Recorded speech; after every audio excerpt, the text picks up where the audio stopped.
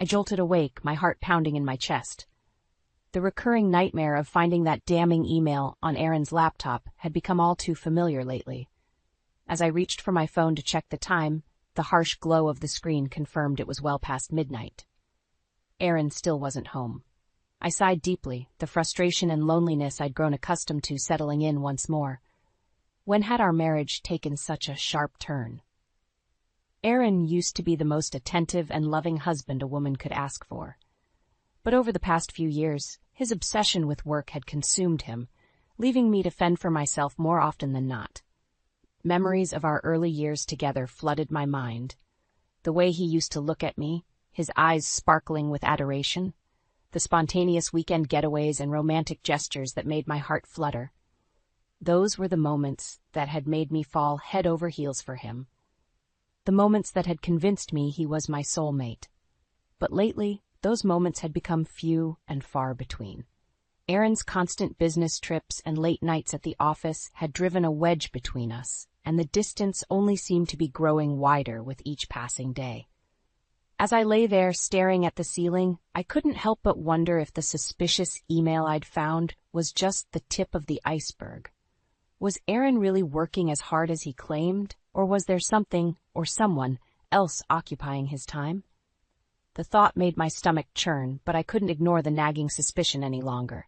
I had to know the truth, no matter how painful it might be. With a heavy heart, I rose from bed and made my way to the home office. Aaron's laptop sat closed on his desk, as if taunting me with the secrets it held. I took a deep breath and opened it, my fingers trembling as I navigated to his email inbox. There it was, the message that had set off this whirlwind of doubt and mistrust. A innocuous-looking email from an unknown sender, but with a subject line that made my blood run cold. "Can't wait to see you again, my love." I felt the tears welling up in my eyes as I read and reread those words, each time feeling like a knife to my heart. Was this proof of Aaron's infidelity? Or was I simply letting my insecurities get the better of me? One thing was certain, I couldn't let this go unanswered any longer. As soon as Aaron walked through that door, I was going to demand answers, and if he was lying to me, there would be hell to pay. The sound of Aaron's key turning in the lock sent a jolt through my body. I quickly minimized the incriminating email and composed myself, my heart racing in anticipation of the confrontation to come. As he stepped through the door, Aaron's eyes went wide with surprise at seeing me still awake. "Marta, what are you doing up so late?" I fixed him with a stern glare, the anger and hurt I'd been bottling up for months finally bubbling to the surface. "Where have you been, Aaron? And don't give me that working late excuse again." He sighed, running a hand through his thinning hair. "I told you it's this big project I'm overseeing. It's a make-or-break deal for the company. And yet you have time to send flirtatious emails to other women?" I spat, slamming the laptop lid shut with a bang. Aaron's face drained of color. "What are you talking about?" "Don't play dumb with me," I shouted, shoving the printout of the damning email in his face. "Who is she, Aaron? Tell me right now, or so help me." He recoiled, holding up his hands in a placating gesture. Whoa, calm down. It's not what you think, I swear." I scoffed, feeling the tears of betrayal stinging my eyes. "Really? Then what is it, Aaron? Because from where I'm standing, it looks like you've been carrying on an affair behind my back." Aaron's jaw clenched, and for a moment, I thought I saw a flicker of guilt cross his features. But just as quickly, it was gone, replaced by a mask of indifference. "You're overreacting, Marta. It's just a harmless flirtation, nothing more." "Harmless?" I echoed, my voice dripping with disbelief. "How can you stand there and lie to my face like that?" He sighed again, pinching the bridge of his nose. "Look, I'm sorry if I gave you the wrong impression, but I promise you there's nothing going on. This project has just been incredibly stressful, and sometimes I let off a little steam by flirting online. It doesn't mean anything." I stared at him, searching his eyes for any hint of sincerity, but all I found was a cold but detached gaze that chilled me to the bone. In that moment, I realized that the man standing before me was a stranger, a far cry from the loving, attentive husband I had once known. "You know what, Aaron?" I said, my voice low and trembling with barely contained fury. "I don't believe a word you're saying, And if you think I'm just going to sit back and let you continue to disrespect me and our marriage like this, you've got another thing coming. Aaron's brow furrowed, and for a brief moment I thought I saw a flicker of concern in his eyes.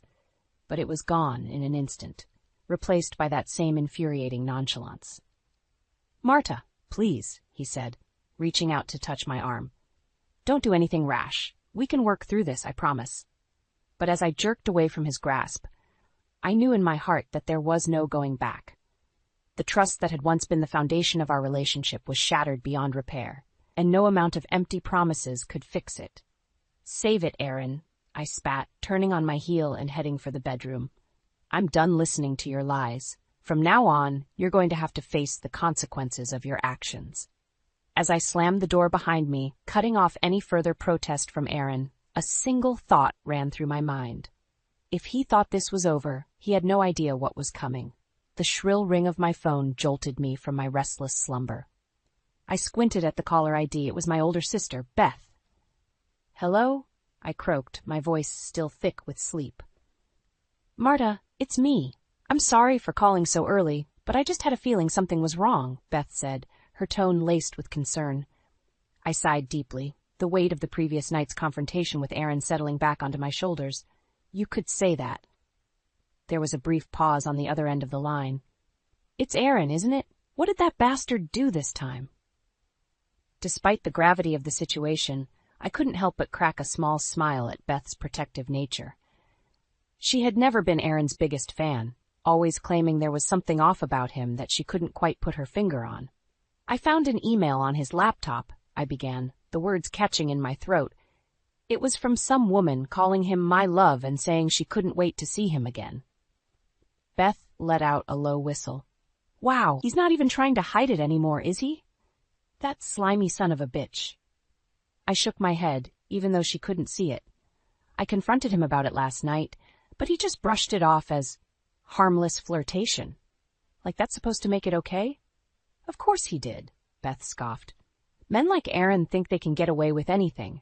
They lie and cheat and manipulate, and then expect us to just roll over and take it." Her words struck a chord deep within me, fanning the flames of anger and resentment that had been simmering since my discovery. She was right. I had spent far too long letting Aaron walk all over me, making excuses for his behavior while he carried on without a care in the world. "Well, not this time," I said, my voice taking on a steely edge. "I'm not going to just sit back and let him continue to disrespect me like this." There was a pause, and then Beth spoke again, her tone slightly softer. "What are you going to do, sis?" I took a deep breath, the beginnings of a plan formulating in my mind. "For starters, I'm going to gather more evidence. If he thinks he can just sweep this under the rug with a few empty promises, he's got another thing coming." "That's my girl," Beth said approvingly. "You document every little thing, every shady email, every suspicious phone call. Build an airtight case against that lying snake."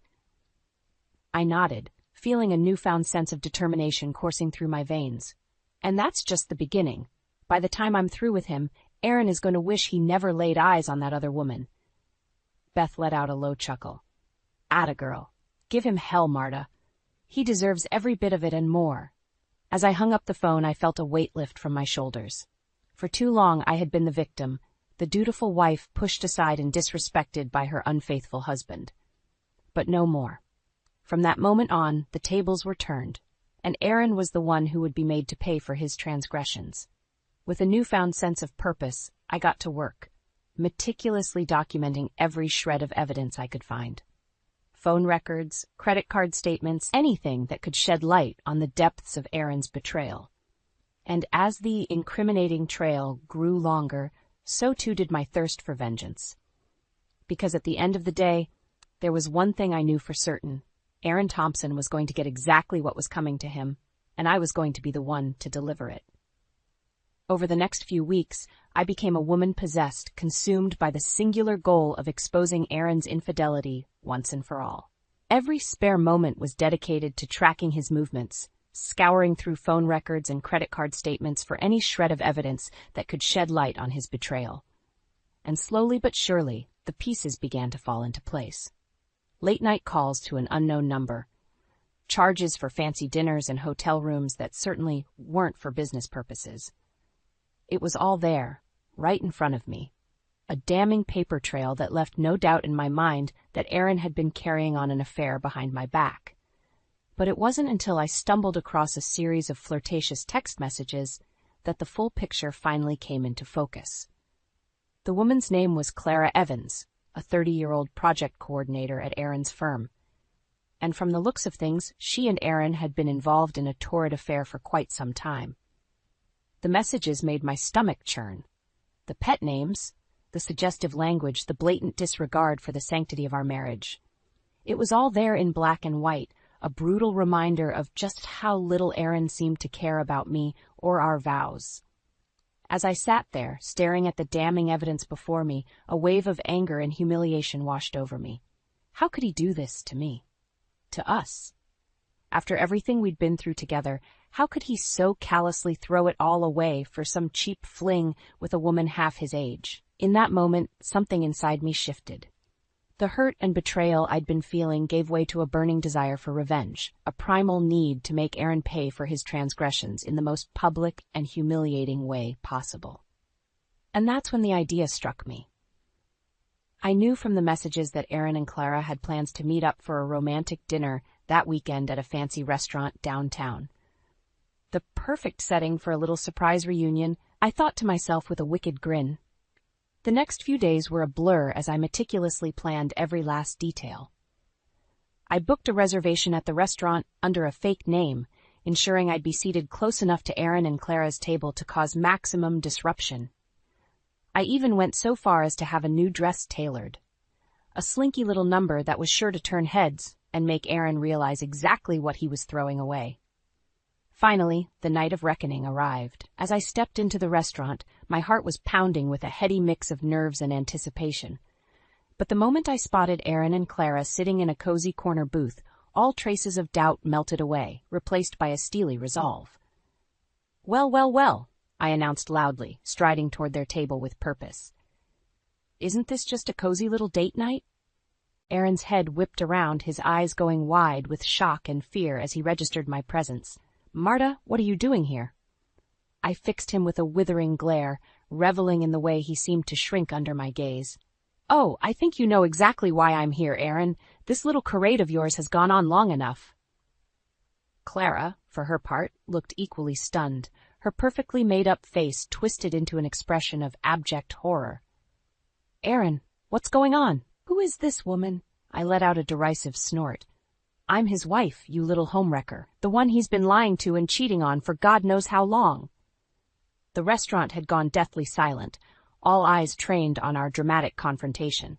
Somewhere in the back of my mind, I knew I should feel embarrassed, ashamed at causing such a public spectacle. But in that moment, I couldn't bring myself to care. Aaron was the one who should be ashamed of the lies, the betrayal, the utter disrespect he'd shown me in our marriage. And I was going to make sure the whole world knew it. "This little date ends tonight," I spat, leaning in close so only he and Clara could hear me. "You want to know what real karma looks like, Aaron? You're about to find out." The aftermath of my dramatic confrontation at the restaurant played out like a surreal blur. Aaron and Clara had scrambled to gather their things and beat a hasty retreat, their faces twisted in matching expressions of shock and humiliation. As for me, I simply stood there, reveling in the stunned silence that had fallen over the dining room, savoring the sweet taste of revenge. It wasn't until I got home that the full weight of what I'd done finally hit me. As the adrenaline wore off, a nagging sense of doubt began to creep in. Had I gone too far? Would Aaron ever be able to forgive me for such a public shaming? I shook my head, steeling my resolve. No, I couldn't afford to second-guess myself now. Aaron was the one who had brought this upon himself with his lies and infidelity. If anything, he should be grateful I hadn't done worse.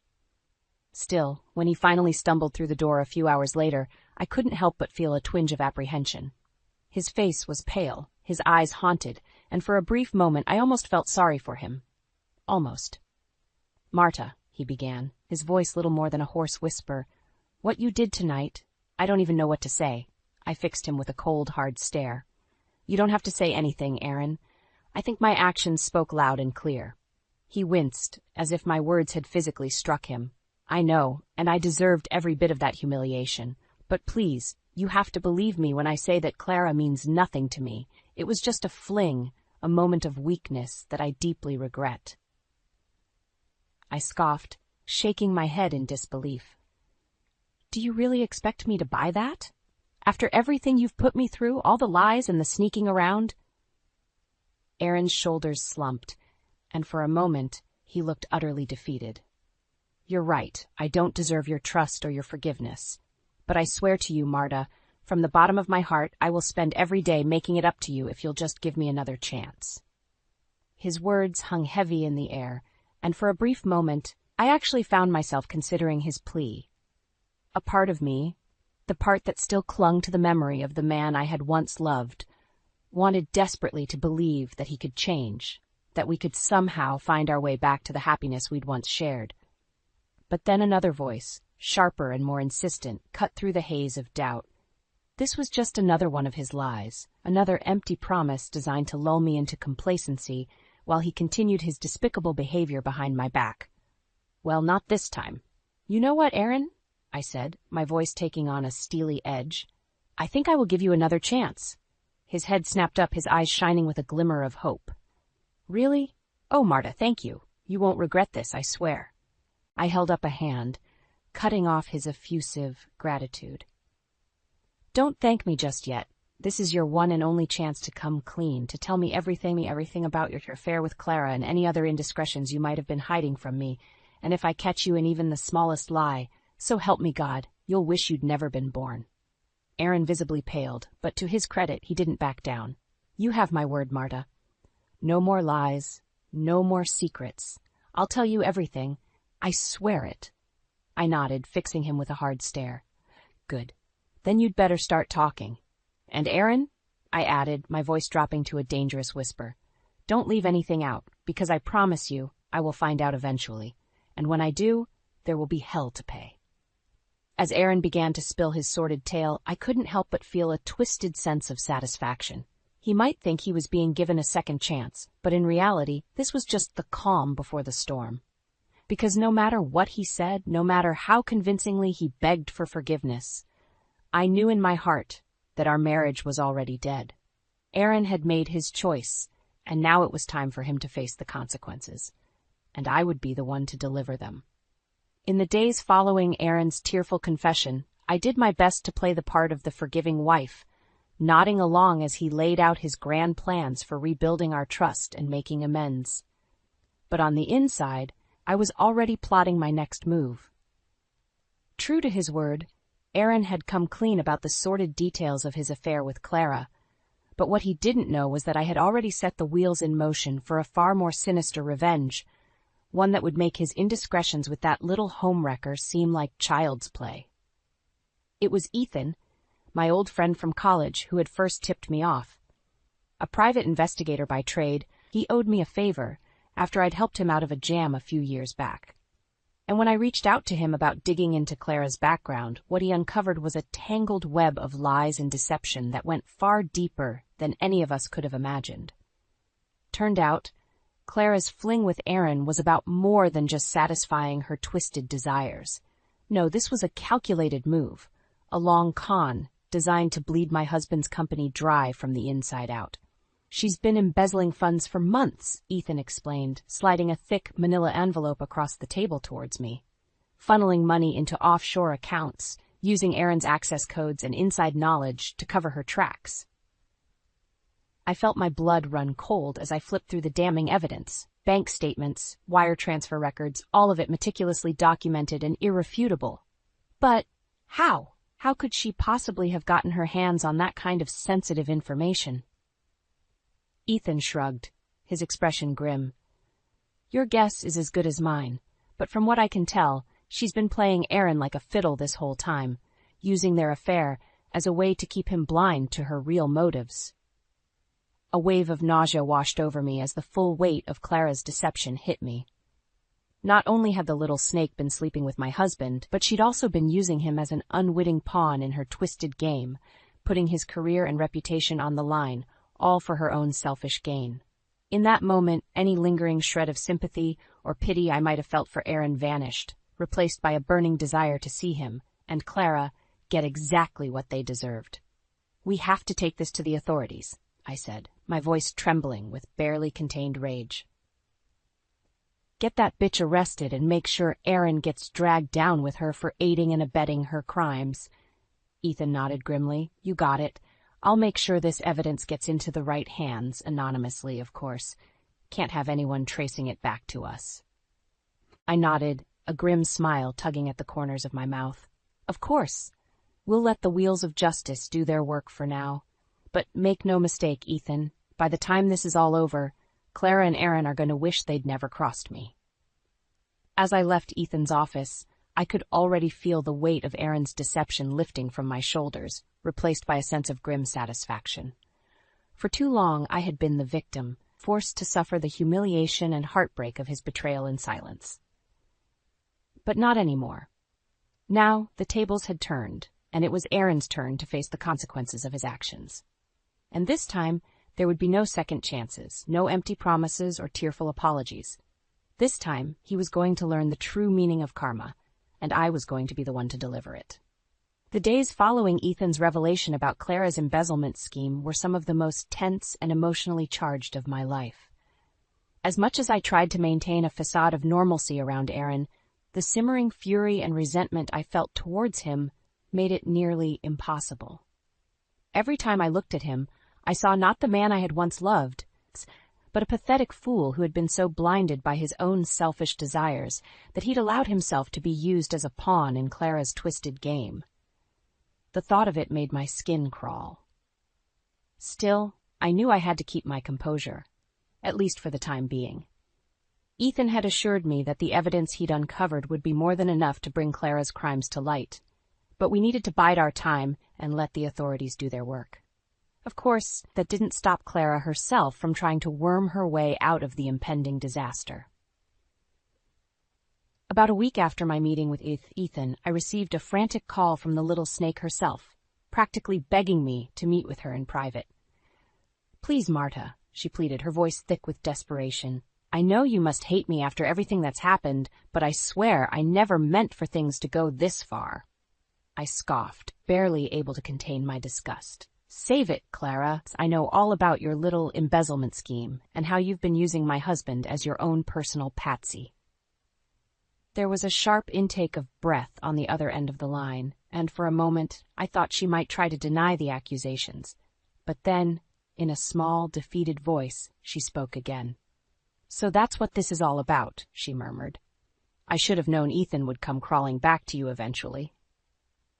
I felt a surge of satisfaction at the realization that she knew the jig was up. "That's right, Clara. Your little game is over, and you're going to pay for what you've done, both to me and to Aaron."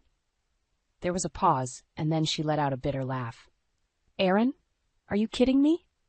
That spineless worm was just as complicit in all of this as I was. He knew exactly what was going on, and he was more than happy to turn a blind eye as long as he got to keep sticking his pistache." "Watch your mouth," I snarled, cutting her off mid-sentence. "Aaron might be a lying, cheating scumbag, but he's still my husband. And trust me, he'll get what's coming to him, too." Clara let out a derisive snort. "Yeah, right, like he'll ever face any real consequences for his actions. Men like him always seem to skate by, while the rest of us take the fall." I could hear the bitterness and resentment dripping from her words, and for a brief moment, I almost felt a twinge of pity for her. Almost. "Well, not this time," I said, my voice taking on a steely edge. "I'll make sure you both get exactly what you deserve, one way or another." There was a long pause, and then Clara spoke again. Her tone resigned. "Fine. Do whatever you have to do. Just let me know when and where you want to meet. I at least owe you that much." I smiled grimly to myself, already formulating a plan. "Don't worry, Clara. I'll be in touch, and when I do, you'd better be ready to face the consequences of your actions, once and for all." As I hung up the phone, I couldn't help but feel a sense of grim satisfaction. The endgame was finally in sight, and soon, both Clara and Aaron would learn the true meaning of karma, and I would be the one to deliver it. The weeks following Clara's arrest were a whirlwind of chaos and turmoil. As the sordid details of her embezzlement scheme came to light, the shockwaves reverberated through Aaron's company, leaving a path of destruction in their wake. At first, Aaron tried desperately to distance himself from the scandal, claiming ignorance and pleading his innocence. But as more evidence of his involvement surfaced, the illicit use of his access codes, the suspicious wire transfers, the damning paper trail that seemed to implicate him at every turn, it became increasingly clear that he was far from the unwitting victim he claimed to be. I watched from the sidelines as his once promising career went up in flames, his reputation dragged through the mud, and his professional life left in tatters. A part of me, the part that still clung to the memories of the man I had once loved, felt a twinge of sadness at seeing him brought so low. But that small flicker of sympathy was quickly extinguished by the knowledge of the depth of his betrayal, not just to me, but to the company he had sworn to serve faithfully. In the end, he had proven himself to be just as selfish and morally bankrupt as Clara, willing to sacrifice everything for the sake of his own twisted desires. As the dust began to settle and the legal proceedings against Clara moved forward, it became clear that Aaron would likely avoid any serious jail time, at least for the time being. The evidence of his direct involvement was simply too circumstantial, the prosecutors claimed, and without Clara's full cooperation, nailing him for aiding and abetting her crimes would be an uphill battle. I should have felt relieved, I suppose. After all, seeing the man I had once loved rot behind bars was never my intention.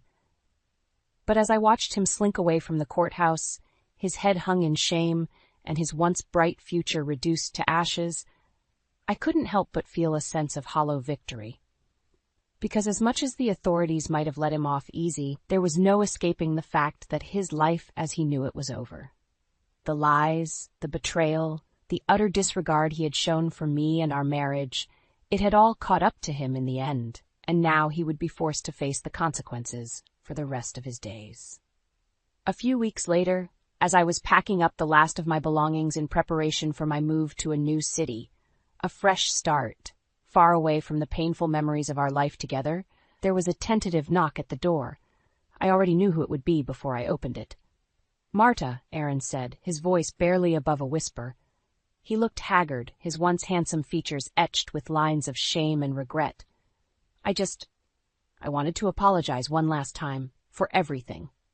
I regarded him coolly, feeling nothing but a hollow emptiness where the love and affection I had once felt for this man had resided.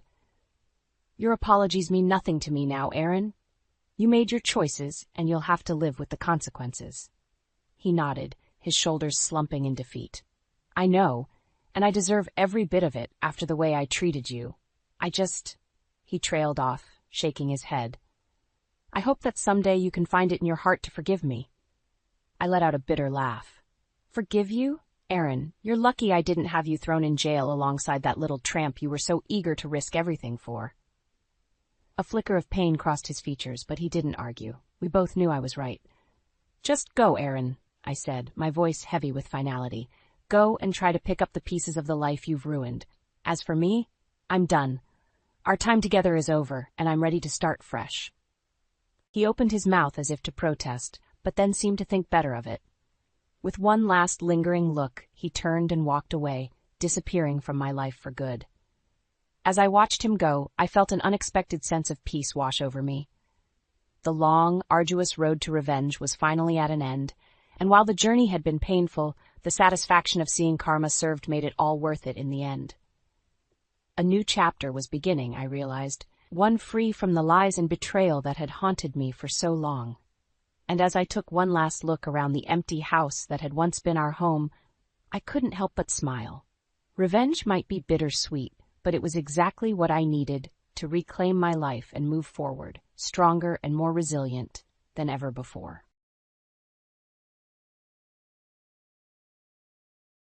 Greet me within 10 seconds of me coming home. You didn't even choose a beer. Just lounging around the house like a leech. Such a useless wife. After our child was born, my husband Griffin changed drastically. It's hard to believe the man who was once so kind could change so much. But I won't let him have his way. I will make him regret looking down on me, calling me a leech. My name is Kelly. I'm 30. I'm a working mom, skillfully juggling my job and household chores. My career is going well. I've even been considered for a promotion. Griffin and I have been married for 3 years, and we recently bought our dream home. Despite what seems like a happy marriage, I've been having some trouble with his attitude lately. I've always earned more than he does, but that never bothered me. He was actually supportive. Kelly, you managed to save a lot this month again. Thanks. No problem. I don't have many material desires, so it's better to save for the future, right? You're amazing. I respect you. You handle both work and home chores perfectly.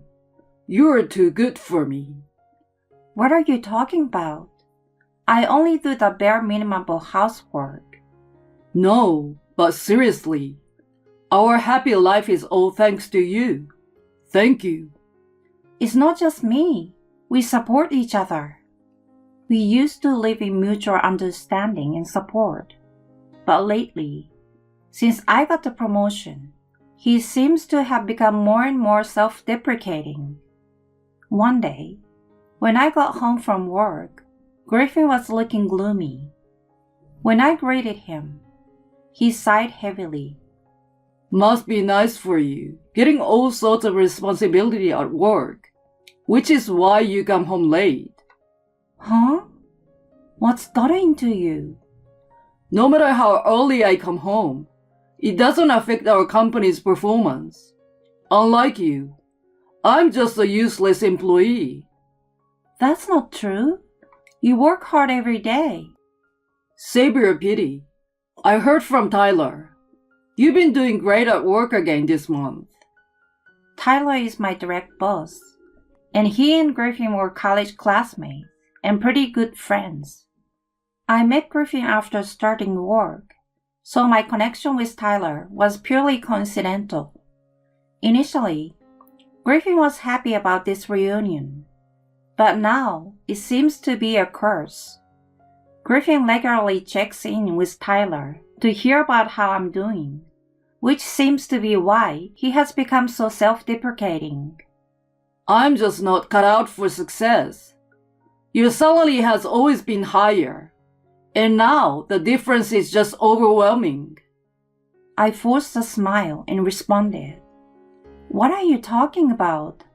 Income doesn't matter. We're a couple after all." A couple, huh? I guess I'm just a low-earning, no future husband. Please don't say that. We just bought this house. Let's both do our best, okay? Everyone must think I'm a pathetic man with a low income. You must think so too, right? I know it. He continued to express his insecurities for a while. Honestly, dealing with this self-deprecating attitude is quite troublesome. What's with all this whining? Instead of fretting, he could at least help with some chores. But that's not the only problem. Since buying our house, my mother-in-law Betty has been showing up more frequently.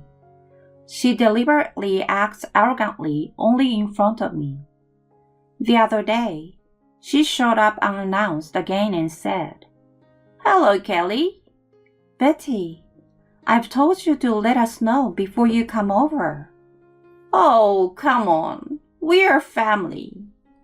Can you lend me about $900? "What?" "There's a wedding coming up. I need to buy a present, right?" Here we go again. Another wedding this month? Yes. Betty keeps showing up unannounced to ask for money. It's incredibly stressful. Her husband passed away a few years ago, and I've heard times are tough, so I've been sending money every month. Yet, she still boldly asks for more. After insisting for about an hour and being refused, she called me a stingy daughter-in-law and stomped off. During these gloomy days, I discovered I was pregnant. It was a dream come true, as we had always wanted children. That night, I broke the news to Griffin. Honey, I'm pregnant. You are? Yeah, I went to the doctor today. I'm 3 months along. Seriously? I'm so happy. Thank you, Kelly. Griffin, who had become quite self-deprecating recently, was genuinely happy for once. I hoped this would bring back the peaceful days to our marriage. I announced my pregnancy to my company in my second trimester and decided to take maternity leave instead of quitting. I planned to return to work right after my leave.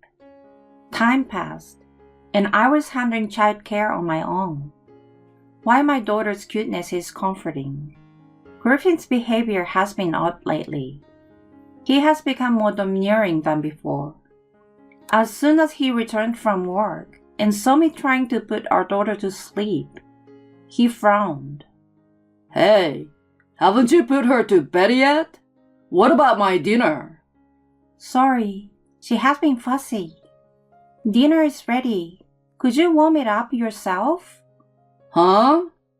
After I've been out working for us all day, now you want me to do chores too? What kind of housewife are you? What do you mean? I'm taking care of our child and doing household chores. A little help would be nice. Cut the crap. I'm tired, you know. Who do you think provides for us? As my maternity leave continued, Griffin's arrogance grew.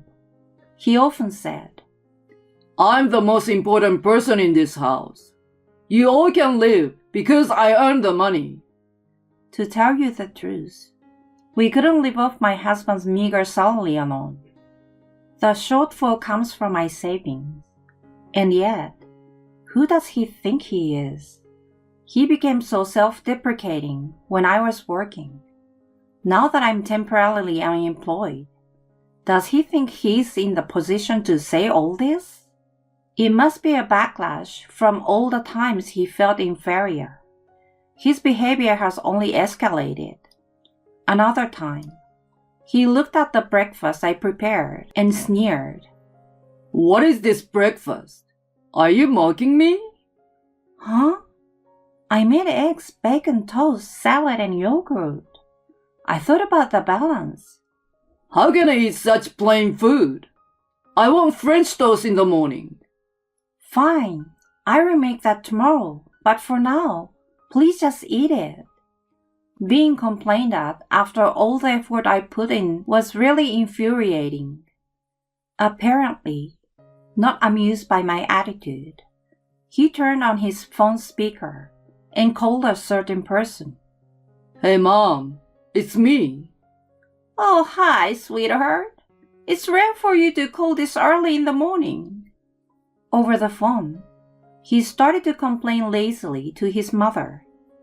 Kelly won't even make me a decent breakfast, despite the fact that we were living off my income. Really? What a terrible wife. Right? Despite my earnings supporting our lifestyle, she doesn't seem to get it. How horrible of a wife is she? That's an understatement. A wife like that isn't worth staying with. Haha, right? Maybe I should just divorce her at this point. Divorce? Does he even understand his own situation? Does he think he's in a position to say such things to me just because I've taken a few months of maternity leave? I was shocked by his heartless words. And then he said he would pick up a divorce form on his way home. Wait, what are you?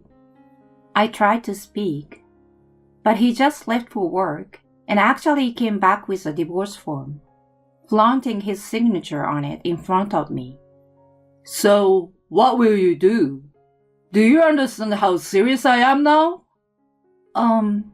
Using a divorce form as a threat? It's your fault for not fulfilling your duties as a wife like you're supposed to. I'm doing my best with both the housework and childcare. What's your problem? It's your attitude towards me. The head of the family. Show some respect. You all can live because of me. What's that supposed to mean? Now that you are employed, you'd be in trouble if I divorced you. So just keep quiet and listen to me. The you who used to earn money is gone. Now you're just an unemployed housewife. At that moment, all the resentment that I had been holding back towards him exploded. What's with him? I'm here raising our little daughter all by myself and handling the chores. That's it. I don't need him anymore. He's nothing but a hindrance in my life. The next day, Griffin started yelling at the entrance, as usual upon returning from work. Hey, I'm home. You were supposed to greet me within 10 seconds of my return, remember? Oh, you're back. What? What kind of response is that? I've come home. You should be saying welcome back to you first. Who's going to say such a cheesy line? What did you say? He pointed at me, red-faced, and said, Listen, if you ever talk back to me like that again, it's immediate divorce. Immediate divorce? Yes, that's right. You wouldn't like that, would you? If we get divorced, you will lose your home and end up wandering the streets with our daughter. You would be in trouble if I divorced you. Smartly, he told me this with a triumphant look. But we are already divorced. Huh? Yeah, we are already divorced, so you don't have to worry. His face, which had been smirking moments before, suddenly went pale. What did you say just now? He asked with a serious face. The divorce form you got yesterday. I've already submitted it. What? What are you doing? No one gave you permission for that. Permission? You were the one who got it and shoved it in my face. And yes, I did get permission. Huh? Permission from whom? From your mother, obviously. Mom? She came over to the house today again. In fact, earlier that day, while I was preparing to submit the divorce form, Betty came over asking for money as usual. I explained the situation to Griffin. Your mom asked me for money again, so I refused. Then she said, divorce Griffin. So I told her, he just gave me a divorce form. And then? She said, go submit it right now. So I did as she told me and went to the office. Is there a problem? She also said, I will talk to my son myself. Wait a minute. I didn't hear anything about this. Why don't you check with your mom? Suddenly, realizing something, he frantically used his phone, put it on speaker, and called Betty. After a few rings, hello? She answered. Hey, Mom. Why did you agree to Kelly submitting the divorce form without my permission? That's not right. What do you mean? But you were the one saying you wanted a divorce before. Yes, but that doesn't mean you can just give your permission. Huh? You were complaining saying, my earnings are what sustain our lifestyle, but she doesn't get it. Divorcing would mean you can spend your earnings freely, and I would get more support from you. Don't you think it's killing two birds with one stone? No. My husband's face turned ashen, and he yelled over the phone. I don't have that kind of money. No money? What do you mean by that? I snatched the phone from my husband, who was visibly shaking, and spoke to her. Betty, all the money sent to you until now has been from my income. Not a single penny has come from Griffin's salary. What? I thought his good income was why you could send money every month. No, you're wrong. Just to set the record straight, Your son's salary is barely a drop in the bucket. If anyone is going to struggle because of this divorce, it's him. That can't be. This is not what I was told. But thanks to you, I was able to get a divorce. Thank you for that. Well, goodbye. With that, I ended the call abruptly. Then, having overheard the conversation, Griffin suddenly started apologizing in front of me. I was wrong all this time. I got too excited thinking I was earning more than you, even for a moment. And I just... Okay, and? That's why I said all those arrogant things. But I really didn't mean any harm. So you think because you didn't mean any harm, it's okay to use divorce as a threat and say whatever you want? Well, you have the nerve to talk big when you bring home such a small paycheck. Let me tell you, even on maternity leave, I receive a salary, and I won't struggle at all if I divorce you. In fact, being with someone toxic like you is a mental drain. I feel relieved to be divorced. But he looked up at me, begging with tears in his voice. Please, don't leave me. I can't without you. Huh? What are you talking about? You're the one who is leaving. What?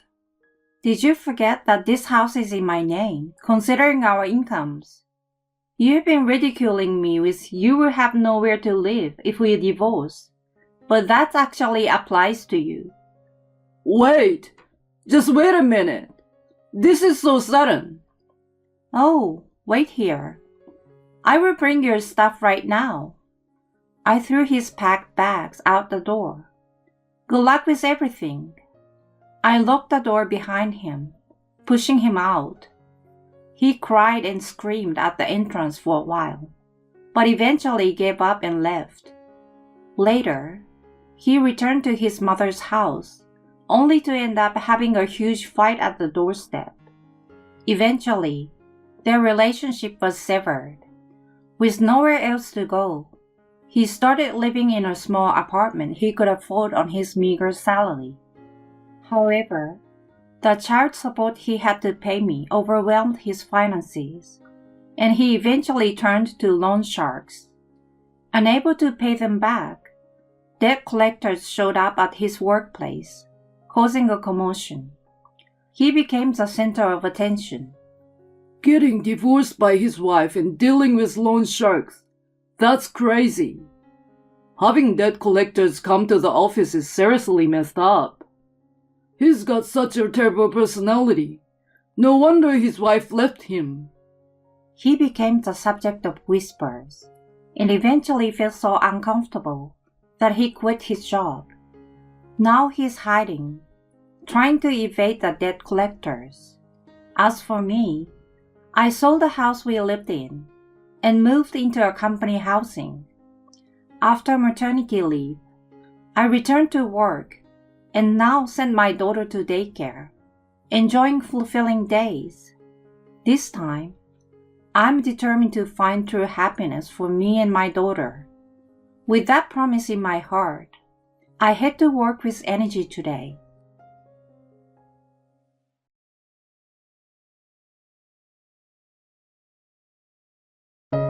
My wife and I are going to move in with my parents, so you're going to have to leave right away. 3 years ago, I suddenly received such a call from my ex-husband, who had eloped with my sister and disappeared. When I was wondering what was going on, he told me that he would take care of his parents, so I, a stranger, should leave the house. I don't know what he misunderstood, but I told my ex-husband in dismay. What? Your parents' house is a vacant lot now. Both my ex-husband and younger sister raised their voices in disbelief when I say this. I decided to give them the harsh reality lesson for betraying and hurting me.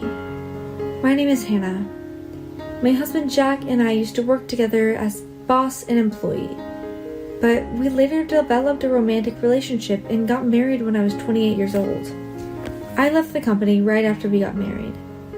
There was a rule: when a boss dates an employee in the same department and they get married, one of them has to be transferred. My husband had just been promoted to section manager at the time, and a transfer would have threatened his career.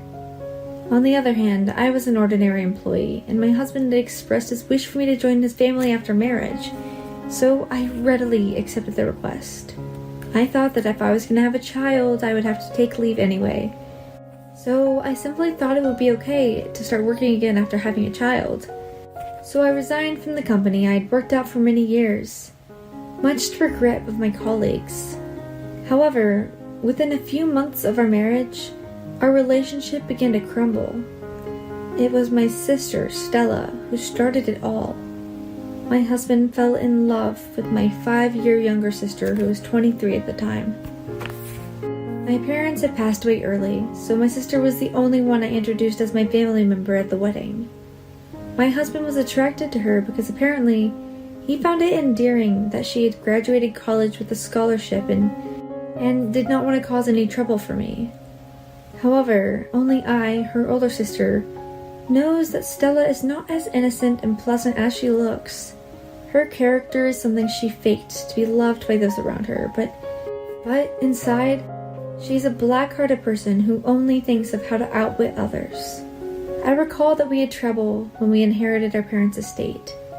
She said that since she was smarter and had a better future, that she was entitled to 80% of the inheritance. I was so upset when she said things like that, but it made no sense to me. So I was uncomfortable introducing my husband to her, but I didn't want to be scolded later about why I hadn't introduced her. I had decided that my introductions were necessary for the sake of formality, but I had no idea this was going to do the wrong thing. Anyway, my husband had been in love with my sister from the first time he met her. Even after he married me, he had kept these feelings smoldering in his heart. I first became aware of my husband's feelings when he suddenly told me that he was going on a business trip and he would not be able to come home for a month to 6 months at most. It wasn't strange for my husband, who is now a section manager, to go on business trips because he works in sales. That's why when I heard that, I just took it in. I mentioned over lunch with a former colleague whom I had not seen in a while since after my marriage. Then my colleague told me the truth with a questioning look on her face. She told me she knew nothing about my husband going on a business trip, but that he would be taking the week off from that day.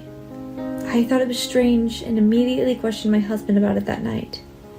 That's just what they're saying to others. After all, we have a top secret sales operation and I can't tell an ordinary employee about it. If you have any doubts, you're thinking the wrong thing. When he said that, I became even more and more suspicious of him. But in the end, I was unable to do anything about it. And because my husband left the house on his business trip as planned, 3 days after he left, I went to see a physician because I was not feeling well. I often catch colds, so I thought it was just the change of season. But for some reason, I was referred to by an OBGYN. There, to my surprise and confusion, I found out that I was pregnant. I wondered whether to report it to my husband. There is a possibility my husband, who is on a suspicious business trip, is having an affair. I wasn't feeling like reporting the pregnancy to my suspicious husband when the phone rang suddenly. I wonder if my husband used his telepathy or something, but I was wrong. It was my mother-in-law on the other end. She said she wanted to give us our wedding gift because she hadn't given it to us yet. She had no choice but to call me because my husband did not pick up. I reassured her that my husband was currently on a business trip and probably just too busy to notice the call. I then went to my in-laws' house without informing my husband of my pregnancy. I told them about the pregnancy at the same time as I received my wedding gift. My parent-in-laws only had one child, my husband, and his child would be their first grandchild, which they had long awaited for. So they were very happy to hear that I was pregnant, but I had mixed feelings inside. Of course, I was happy to be pregnant, but I was worried about the uncertainties that lay ahead. Time flew by, and a week passed. My husband left on his business trip. Then he suddenly came home with my sister. I promised to marry Stella. We won't have any kids between us. And I don't have to be responsible for your life. If only we had married a few months, right? So please divorce me." I was confronted just like that, with divorce papers. I was shocked to learn the fact that my husband was connected to my sister. However, after many discussions, we could not come to an agreement. I was suffering from morning sickness and wanted to get rid of this divorce talk quickly. So I gave in and decided to accept the divorce.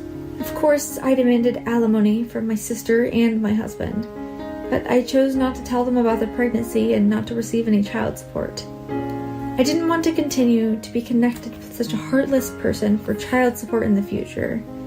So I decided to become independent and do my best not to put my child through a lot of hardship. 3 years later, I received an unexpected call from my ex-husband, who had not contacted me at all since the divorce was finalized. At first, I ignored the call, but he was so persistent that I picked up the phone in frustration. Then my ex-husband started saying things like this. "I heard from somebody that you're living with my parents now, right? And that you gave birth to my son without telling me, right? Why didn't you tell me? I could have paid some child support for you." I wondered who in the world had told my ex-husband such a thing, and it was a former colleague. However, the information was too old, as I had little contact with her since the divorce. So I tried to tell him about my current situation with my husband. He said something more surprising. "Well, I know it's sudden, but my wife and I are going to move in with my parents, so you're gonna have to leave right away. My parents are getting old and need care, you know. My parents will be happier with a son and a young daughter-in-law than with you, a stranger." It was so sad for my husband's parents after I realized that their son was trying to take advantage of them. They even got down on their knees on behalf of their son, who apologized for his actions. It made me want to vomit. "You know, I think you're misunderstanding something." When I started to speak, my ex-husband became silent. Perhaps noticing the change in the tone of my voice, I took a deep breath and I told the truth. "Your parents' house is a vacant lot now." My husband let out a dumb-sounding "what?" I also heard a woman's voice that sounded like my sister, complaining that that was not what she was told. I had gone out of my way, avoiding to make things too big. But if he was going to get carried away and do something like this, I wouldn't quit either. I was determined to make amends for what he had done. I tried to further my drive and my ex-husband into a corner, who has now gone silent. "You are right that I'm living in your parents' house, but now that dilapidated house has been torn down. The land has been sold, and I heard the new convenience store is going to be built there." He was obviously surprised to find out that his parents' house is gone. "That's a lie. Then where do you live?" he asked, voice slightly cracking. Of course, I have no obligation to tell that person where we live. However, I did briefly tell him the kind of life we were leading now. I suggested that we might as well buy a ready-built house to live in, since the two of them are getting older and need care.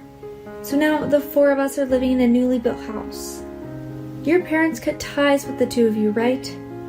Don't worry. I'll take care of them so you guys can go ahead and do your own thing. Then my ex-husband started insinuating there was no way we had the financial resources to buy a house like that and that it was all a lie. He even said that my in-laws had been spoiling me since I had to quit my job to be a housewife when we got married. I was so angry when he said that to me, even though he didn't know anything. If you think I'm still unemployed after 3 years, you must have a very sick mind. I work full-time. They have a daycare center. And I used my savings from when I was single and my in-laws' savings to buy the house. I'm the one who pays for most of our living expenses now, so I don't need you to tell me what I can and cannot do. When I told him in a sharp tone, my husband became silent again. It seems that he was planning to lower my position by saying this and that to get me to leave, but it didn't go as planned. My sister seems to be complaining about something too, but I didn't care about the two of them anymore. You and I are divorced, and I'm not so needy that I can't survive without you paying child support. It's been 3 years since your parents cut you off, so don't start acting like a good son now. I told him to stay out of our lives, hung up the phone and blocked his number. I thought I had finally ended it with my ex-husband, but I learned later that his obsession was incredibly strong. This is where the real work began. I wondered where he got the information, but he came to my workplace. When I got to work as usual, I had a bad feeling because I saw a familiar car parking in the visitors' parking lot. I had entered the office with a sense of caution, and sure enough, there was an ex-husband arguing with the receptionist. At first, I was taken aback since I never thought he would go this far. But then I realized something. My ex-husband has been very neat and tidy since we first met. He always forced himself to look good in expensive clothes because he was concerned about what others would think. But here my ex-husband was wearing a shabby t-shirt and pants with holes in them that were clearly unfashionable. He also had a long, unkempt beard and shaggy hair that just looked filthy by looking at his side profile. When I thought something was obviously wrong, my ex-husband noticed me and started to approach me. And then, "I finally found you. Why aren't you answering your phone?" "Whatever. Now that I find you, you're all mine. You're in a pretty good position at this company now. Making a lot of money, right? Support me and my wife." I was at a loss for words, and he went that far beyond what I expected. Only his parents know my current workplace. I didn't tell my ex-colleagues because I didn't want my ex-husband to get the information. His parents told me that they lost contact with their son, and even when he comes, they would just ignore him. This means that they used some sort of method to identify my workplace and my status, and I can feel sweat running down my back. I really didn't think he would go this far. "Can you not come to my workplace? You're troubling everybody here. And I don't know how hard your life is, but I have no intention of supporting you guys." With that said, I tried to slip past my ex-husband, but he grabbed me by the wrist. Then, with bloodshot eyes, my ex-husband said, "We're family, aren't we? You're raising my kid. That's a good enough reason to live with me. And moreover, Stella, she's your only immediate family. Don't you feel sorry when you see me dressed like this?" "I don't feel sorry for you even when you say things like that. You ran away from your family and you said you eloped with my sister. So what are you saying to me now?" I shake off his hand and I glare at him. My ex-husband, seeing the devilish expression on his face I'd never seen before, flinched and backed away. I pulled out my phone from my bag, showed me the number, and I dialed 911. I told him if he didn't get the hell out, I was ready to call the police. Then he instantly turned blue and ran away. I apologized to the people around me. They think the reaction was slightly exaggerated with the mere mention of the police. They smiled and forgave me, saying that even though they didn't know the whole story, this time it was my ex-husband's fault, so I shouldn't worry about it. I told them that they should give him a warning if he comes to my workplace in the future, and if he didn't listen, they were free to call the police. My ex-husband stopped coming to my office and did not contact me. I was relieved that my actions turned him into the police and had worked so well. But then an unexpected incident occurred. My son is in the daycare facility right next to my workplace, and I pick him up right after school when we go home together. So today, as usual, I went to go pick up my son, where I saw many police officers creating a very serious atmosphere. I had heard the sirens of the police cars very close earlier, but I had no idea that they were in front of the daycare center. I was wondering if a suspicious person had appeared. When I realized that it was my ex-husband who was being held, I sighed. I guessed he was trying to take my son away from the daycare, claiming to be his father. However, I already warned the staff about the incident the other day, and when the police told me what happened, I felt anger towards my ex-husband because it was exactly what I had expected. I don't mind if he comes for me 100 times, but I cannot allow him to harm my workplace or my son. When I approached my ex-husband, who was being held down, he looked at me with pleading eyes and tearfully said, "I just wanted to see my kid. As you can see me, I'm having a terrible life right now because of your sister's wild spending sprees. It's just not right that I'm going to get reported and arrested because I came to see my kid." What is he talking about? That was the first thought that came to me. Even though I refused, as long as he had not paid child support, he absolutely had no right to play father to my son. I think he's probably not even able to pay child support right now, and He's probably bluffing like the other day when he said he could have paid it. Anyway, I wondered to what extent of a person he was, who can't live without causing others trouble. What you're doing is basically kidnapping, and of course they would report you if a man suddenly barged in on them, wouldn't they? Besides, Stella's extravagant spending habits are none of my business. She's your wife, so you should control her. I gave him a cold stare. My ex-husband suddenly shouted at the top of his lungs and tried to get violent, shaking off the police's restraint. Thankfully, the other police officers immediately covered for me and I was not injured. My ex-husband was arrested on the spot on charges of obstruction of justice and assault. Later, when the police talked to me, I learned about why my husband had acted in such a foolish manner. Apparently, after he divorced me and remarried my sister, she revealed her dark side and started spending money like water. She even got into debt by paying millions of dollars to a comparison or something without telling my ex-husband. And in just 3 years, they were both saddled with a huge debt. I actually finished giving birth at this point and moved out with his parents. I think my ex-husband must have gotten the information that they were both living together and contacted me before showing up at his parents' house, which led to this. This is when he first found out that his parents' house had been removed and that he and my sister began to have problems. They were in need of money and were thinking of relying on his parents. But their hopes were cut off and they got into a big fight. And originally, he had a detective look me up and stalked me. Then foolishly got close to my son. I was not showing any chance of giving in at all. After hearing this story, I was appalled at the same time.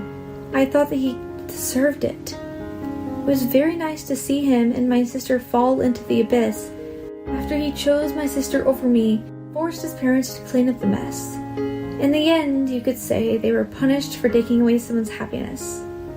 My ex-husband was later indicted and sentenced to prison after various extra charges were discovered.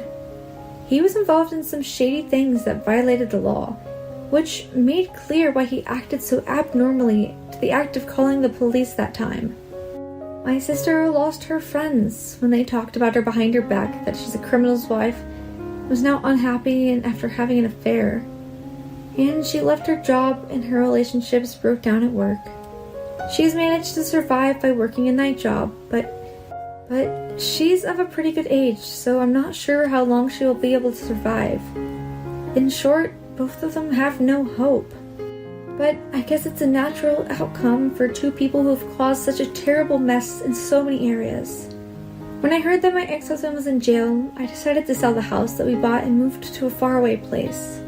With my in-laws, of course. I don't know when my ex-husband will get out of prison, and I'm afraid that my son will be in danger if we continue to live there. Fortunately, 10 years have passed, and now we're living peacefully without any contact from my ex-husband. My father-in-law passed away a few years ago, but my ex-husband, who was supposed to be out of prison, never showed his face, and the estate was inherited by my mother-in-law and myself. I also heard about my sister from a mutual acquaintance, but they said she can no longer make money at her night job, and now she has a cleaning job to make a living for her every day. I'm so glad everybody ended up with what they deserved. When I saw what was written on the back of a photo of my mother-in-law during her funeral. My mother-in-law had passed away. When I looked at her laying outside of her coffin and saw some of her precious things next to her, a photo caught my eye. It was a photo of the two of us. With tears running down my eyes, I picked up the photo. The way the lighting was shining, I saw there was something written on the back of the photo. Huh? What is this? I turned the photo over and was stunned. My name is Mia. I'm a 32-year-old businesswoman. I married my husband, Henry, 3 years ago. We met at a matchmaking party and began dating. After he asked me out, we got along really well and decided to get married after 2 years of dating. We quickly went to meet each other's parents to ask for their approval of marriage. When I went to Henry's parents, I was super nervous. Thanks for coming to the visit. It's lovely to meet you. My name is Mia. Nice to meet you too. I'm Henry's mom. The first person we met at the door was Henry's mother, and she greeted us with an incredibly kind smile. I felt relieved because she seemed like a very good person. I saw Henry's father seated with his legs crossed and a stern look on his face. I immediately became nervous again. I said, "Hello," and he replied with a curt voice, never changing his facial expression. He made it seem like I was stealing Henry away from him. Henry's mother chimed in with a laugh, telling me not to worry, that her husband is just like that because he's nervous. My mother-in-law asked me so many questions, and shared many stories about Henry. I had a really fun time. Henry's father stayed quiet, but since Henry's mother was there, I stopped worrying. Henry was also super nervous. When he met my dad, my mom passed away from an illness when I was in high school, so I lived alone with my dad. When I graduated college and started working, I decided I'd feel bad to leave my dad alone, and that he'd probably be lonely, so I lived with him until I'm getting married. Well, I was also worried that if I left my dad alone, he couldn't eat properly or take care of the house. My dad usually is very nice to everyone, but maybe he was nervous, or maybe he wanted to be strict with the fiancé of his only daughter, but he greeted Henry the same way my father-in-law had greeted me. Seeing my dad like that, Henry got even more nervous, and I remember finding it funny at the time. After meeting each other's parents, we got married and we began our newlywed lives. Henry and I rarely argued, and we had a happy married life. We often went to visit his family. My mother-in-law always greeted me warmly with a smile. "Mia, come in! Sorry for being a bother. Mom, we brought you some sweets." "Oh, thank you, Henry. Let me try them now. Let me help you." Henry always helped out his mom when he went to go visit his parents. As their only son, he seemed grateful to his parents and wanted to do what he could to thank them for raising him. Henry's mother was always very happy. When he helped her, she would smile widely. We would eat sweets together, chat happily, and then enjoy dinner together. "This is so delicious. Thank you. I'm really happy to hear you say that. My husband never says anything about my cooking, so sometimes I get worried whether it actually tastes good." "If it tastes bad, I'll tell you." "So I should assume that if you don't say anything, then it means it tastes good?" Maybe my father-in-law got embarrassed, but he stopped talking and continued to eat in silence. My mother-in-law looked at him with a smile. "What is it? You keep looking at me. So annoying." My mother-in-law laughed again. I could feel that the two of them really loved each other. My mother-in-law always took care of me. "We only have Henry, right? Of course, he's a good son and all, but I personally wanted a daughter. So I see you as my own daughter. Hearing you say that makes me really happy." She and I would go out together, either to cafes or to go shopping. "Mia, look, these would look so good on you." My mother-in-law used to work as a fashion coordinator, so her fashion sense is really great. I liked clothes, but I never really knew what suited me. So when I go out and go shopping with my mother-in-law, she would help me choose. Thanks to that, I would end up buying things I really like. When I'd wear what my mother-in-law chose for me at work, people would always compliment me. Going out shopping with my daughter and seeing her wear the clothes I picked for her, it's like a dream. I'm so glad you became part of our family. I'm also really happy to have you as my mother-in-law. I'm so happy. Does Henry cause you any problems? Not really, he works hard. That's good to hear. If anything ever happens, you can talk to me about it, even if I am his mom.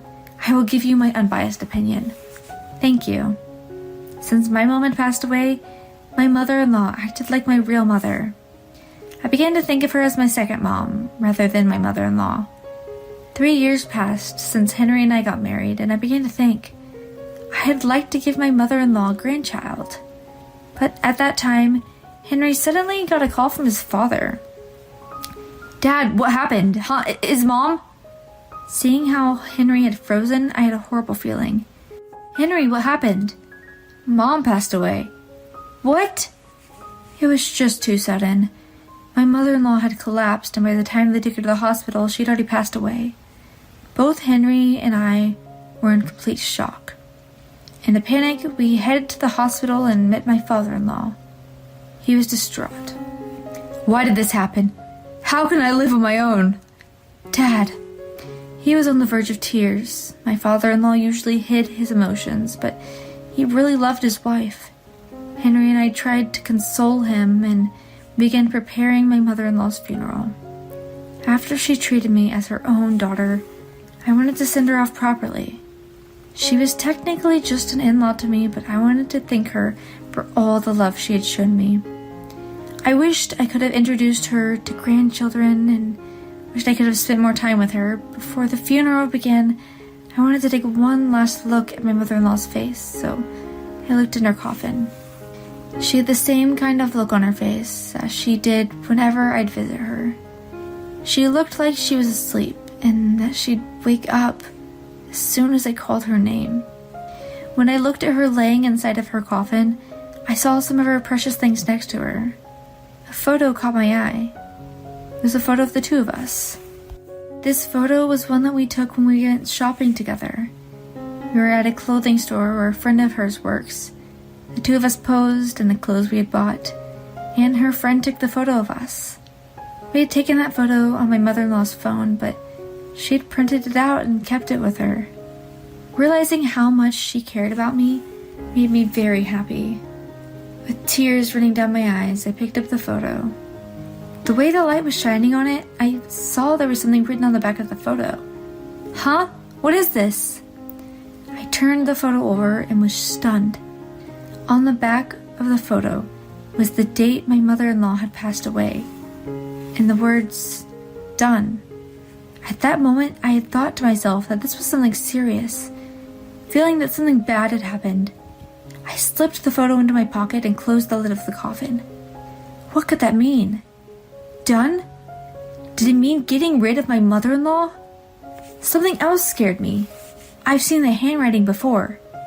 After the funeral, Henry and his father and I returned home. The three of us sorted between my mother-in-law's belongings. She was gone. We barely said a word. My father-in-law was silent as usual, but his eyes were full of tears and he looked very lonely. Mia, Henry, thank you. My father-in-law thanked us, which was unusual for him. She had so many things, so it would have been tough for me to go through them on my own.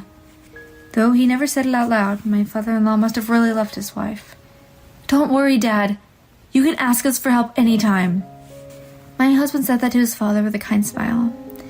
He was acting as kindly and reliably as he usually did. But I was full of fear. The handwriting on the back of the photo of my mother-in-law and I was clearly Henry's. I watched over Henry without letting him notice. He was looking around my mother-in-law's room. My father-in-law was going through his wife's things, but he noticed Henry seemed to be looking for something. What is it, Henry? What are you looking for? Huh? No. Henry looked shaken. I became curious about Mom's things. I thought if something caught my eye, I could take it as a memento of her.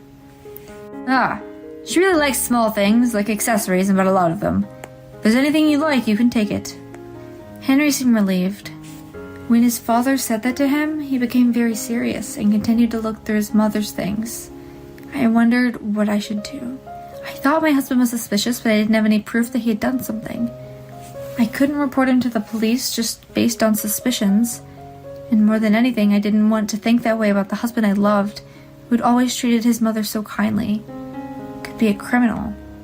But I couldn't shake away my suspicions, and everything he did, it scared me. I couldn't relax. While I was home, around that time, I suddenly got a call from my dad. Dad, what is it? Mia, I'm sorry for a call all of a sudden.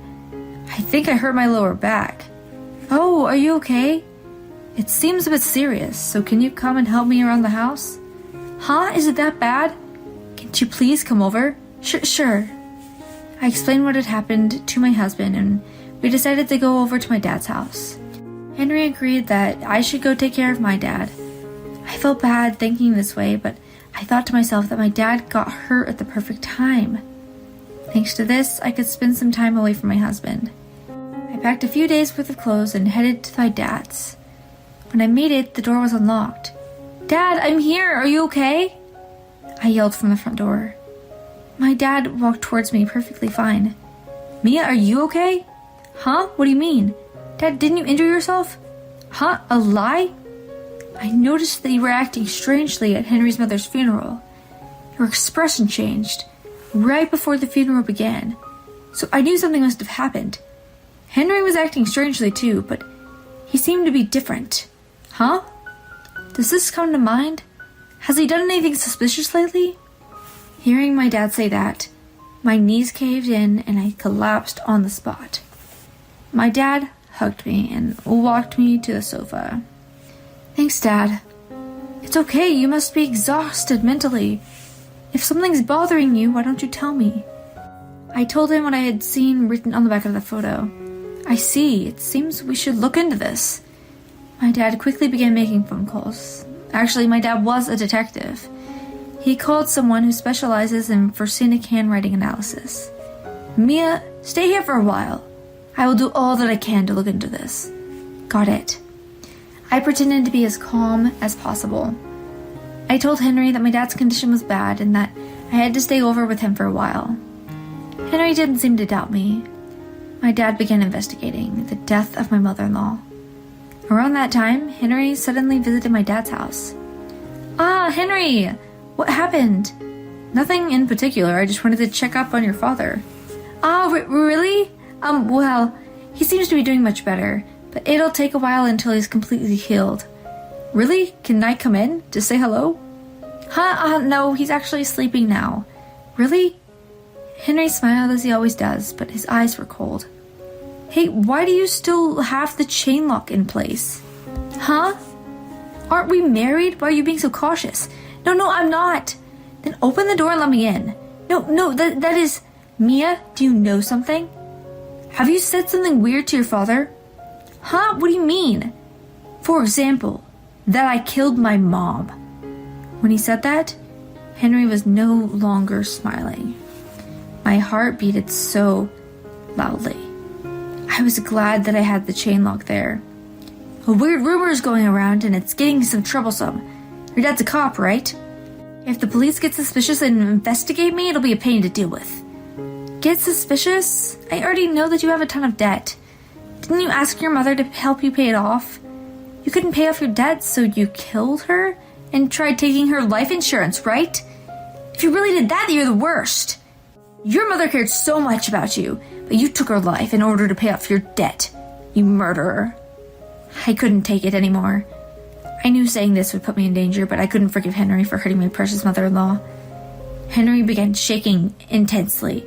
So, you knew that much? In that case, I have to get rid of you too. My husband began trying to force open the door. Of course, since the chain was in place, he couldn't. But seeing his eyes filled me with fear. Those weren't the eyes of a normal person. Those were the eyes of a criminal who genuinely wanted to kill me. In panic, I ran away and hid somewhere in the house, where I knew I'd be safe. Hey, don't run away from me! Your father isn't home, is he? I will kill you before he comes back. I quickly grabbed my phone and called my dad. Dad, save me, Henry is here. As I spoke to my dad, I heard a loud metallic noise and the sounds of footsteps walking over broken glass. My breath got caught in my throat. If I make any noise, I'll find out where I am. Hey, Mia, where are you? Answer me. After hearing his voice, I heard loud bangs. It seemed he was holding a weapon of sort and was banging it on the walls and doors. I kept my mouth closed and made sure I didn't make a sound, but he quickly found me. He tried turning the doorknob. I see. You're hiding inside the toilet. Hey, Mia, unlock the door. Don't make me break it open. I stayed silent. But sudden, there was a loud bang on the toilet floor. The banging continued. I began trembling. Henry was trying to break open the door like he did to the front door. I told you to come out! The sound of my husband yelling overlapped the sound with the banging. I was shaking out of fear and praying that the door wouldn't break. The door began to creak. Oh no, at this rate the door will break in and my husband will come in, and at that moment I heard the sound of someone collapsing. Stop, yeah! I heard my husband yell. I heard the voice of another man. I've restrained the criminal. The police had arrived. When the police told me I was safe, I stepped out of the toilet and they handcuffed Henry and took him away in a patrol car. Mia, Dad! I jumped and hugged my dad. Thank God you're safe. I'm so glad you're alive. Having caught Henry, the truth came out about the death of my mother-in-law. Following his interrogation, Henry admitted to the crimes, and he was declared guilty. Henry had hid it from me, but he was addicted to gambling. He had a ton of debt, and his mother helped him pay it off. He went into debt again. He killed his mother to get life insurance money. He knew his mother always drank tea when she ate her sweets, so he purposefully brought her sweets every time he came over, and would secretly put an insecticide into her tea to poison her. After having consumed too much poison, my mother-in-law collapsed and passed away. Mia, I'm so sorry about my idiot son. I really don't know how I can ever apologize after you experienced something so horrifying. My mother-in-law looked down gloomily. Please lift your head. You're the one who's suffering the most here. Once he's in prison, your wife will finally have been avenged. I couldn't stop crying. My husband was never going to step out of prison again. But when I thought about my mother-in-law who lost her life, or my father-in-law who lost the woman he loved, I couldn't hold back my sadness. I hope Henry reflects on what he's done, and he spends the rest of his life in prison. I still occasionally visit my father-in-law, and we look at photos of my mother-in-law and I together. She really was like a real mother to me. I will cherish the clothes she picked out for me forever. Even now, when I wear those clothes that my mother-in-law picked out for me, I remember her kind smile. Thank you for watching! When my Phil passed away, my husband demanded a divorce. I showed him a document, and he collapsed from the shock. My husband left the responsibilities of taking care of his own father and all the housework to me, and hangs out until dawn every day without giving me enough living expenses. He asked me to dedicate my time to the care of my sick father-in-law. I quit my job as a nurse, which I loved, and devoted myself to him. And yet, Are you asking me for money again? we can't live on such a small amount again this month. It's your job to make ends meet within the budget. But there's a limit, you know. This is impossible. You're all talk and do nothing. Who actually brings money here? My husband, who had shoved me away, looked down at me and smirked. You are only eating money instead of making it. You are like a parasite. How dare you? If I leave you, you won't be able to survive. At best, you should flatter me so that I don't throw you away. I can divorce you anytime I want. You see? He flaunted papers in front of my face. He threw them at me and walked out of the living room. I picked the scattered paper up and spread them out on the floor. Unintentionally, my mouth made a smile when I saw the title Petition for Divorce. He believed that I was the one to suffer from the split. Not at all. I was not surprised since he wasn't aware of something important. How pathetic. I dialed the lawyer's number as I stared at the papers. My name is Michelle. I was a nurse at a private hospital. It was a tough job, with night shift and many days without breaks. Being a nurse had been my dream since I was a little girl. I found it as rewarding as it was hard. I truly loved my job. Although my husband Ryan and I seldom saw each other due to our busy schedules, we never had friction, and our marriage somehow carried on smoothly. My life changed drastically after an incident. One day, my father-in-law, Ryan's only living family member, suddenly became incapacitated. He was living alone at that time and was no longer able to take care of himself. He needed nursing care. Of course, Ryan was worried about him and asked me to take care of him.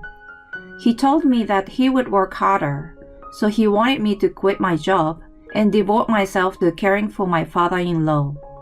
I suggested we take advantage of the many convenient nursing care services available those days. He worried that his father would feel too uncomfortable having a stranger take care of him. I didn't want to quit my job, but my father-in-law was always very good to me. I well knew that his personality was too considerate of others. I understood Ryan's concern and finally decided to leave my job after much consideration. He also promised to help me with the housework as much as possible. I was sure that we were able to handle the new living arrangement. Things went well at first when we started living with my father-in-law. Ryan kept his promise and helped me around the house. Although the money we could spend was not much, we just needed to live modestly to get by. As time went on, Ryan became lazier and less helpful and gave me less money. When a year passed, not only did he stop helping me completely, but started spending his salary as he wanted. He didn't make a lot of money to begin with. Our incomes were cut in half when I quit my job, and we were in a financially difficult situation. In between taking care of my father-in-law, I looked for cheap groceries and had to drive far out to buy them. When Ryan wasn't around, I ate as simply as possible. I couldn't afford to buy new clothes or go to the hairdresser. When the living became too tight, I asked Ryan for help, but he always got annoyed with the word money. "Hey honey, about the living expenses this month." I gave you the money already. "Yes, but it's less than last month. I can't make ends meet with that." Are you kidding me? It's your job to manage within the budget. "But it's too small. After I quit my job, it's been a constant struggle. Please put more in the house." What the hell? It's my hard-earned money. How I spend it is up to me. "I won't stop you from spending it. I'm asking to at least give me enough to live on." You are talking all high and mighty. Just because you are a nurse, you still think you are so important. You may have made good money in the past, but now you are unemployed. You are a parasite that doesn't make any money. All you have to do is be quiet and do as I say. When I gave him a hard time, he became so infuriated that I could not handle him. No matter how much I pleaded, I could not get him to increase the amount. I had to take out my own savings from when I was working. I was exhausted from worrying about the critical financial situation every month, and from listening to Ryan's verbal abuse. Even in the midst of all this, my father-in-law always thanked me for even the smallest of things. He knew that we were having a hard time making ends meet and tried to give me his pension. He was a really nice man and my only emotional support. Ryan's attitude and life, in general, were difficult to handle, but I enjoyed spending time with my father-in-law. I thought that if he was there for me, I was going to do my best. However, my only happiness was easily taken away. Nearly 2 years after I began caring for him, he suddenly passed away. That day, I was at the supermarket a little farther away because there was a special sale. I had gone out in the morning. I was worried about him, but he was doing well and even told me not to worry with a smile. I went out with peace of mind. While I was out, he collapsed and never came back. I was devastated that I blamed myself many times for leaving him. I regretted it over and over again, and no matter how much I cried, my tears never dried up. I couldn't dwell on my grief forever. It was time to prepare for his funeral. Ryan had served as a chief mourner, but only in public. He had forced me to do almost all of the preparations. It was the funeral of my father-in-law, who had been a great help to me. I would have rather done it all myself than had Ryan do the wrong thing. I did as I was told and made all the arrangements. Since it was a sudden event, nothing had been prepared in advance. I devoted every waking moment to it. I was so busy that my head felt like spinning. It helped me to snap out of the depression, so it was good for me after all. It would be a lie to say that I was not irritated by Ryan, who yelled at me, and when he was satisfied, he watched the TV without helping me. I still tried to do my best for my father-in-law. The attendees, however, expressed their sympathy for Ryan. No wonder. They didn't know our internal affairs, but I was at my limit. It was so sudden. It must have been hard to prepare. No, this is nothing. Just before he passed away, he required nursing care, wasn't he? You took really good care of him. He's my father who raised me, so I didn't think it was hard. With such a fine son, I'm sure he will be able to go to heaven in peace. I hope so too. I'm sure he appreciates you all for coming today. Thank you.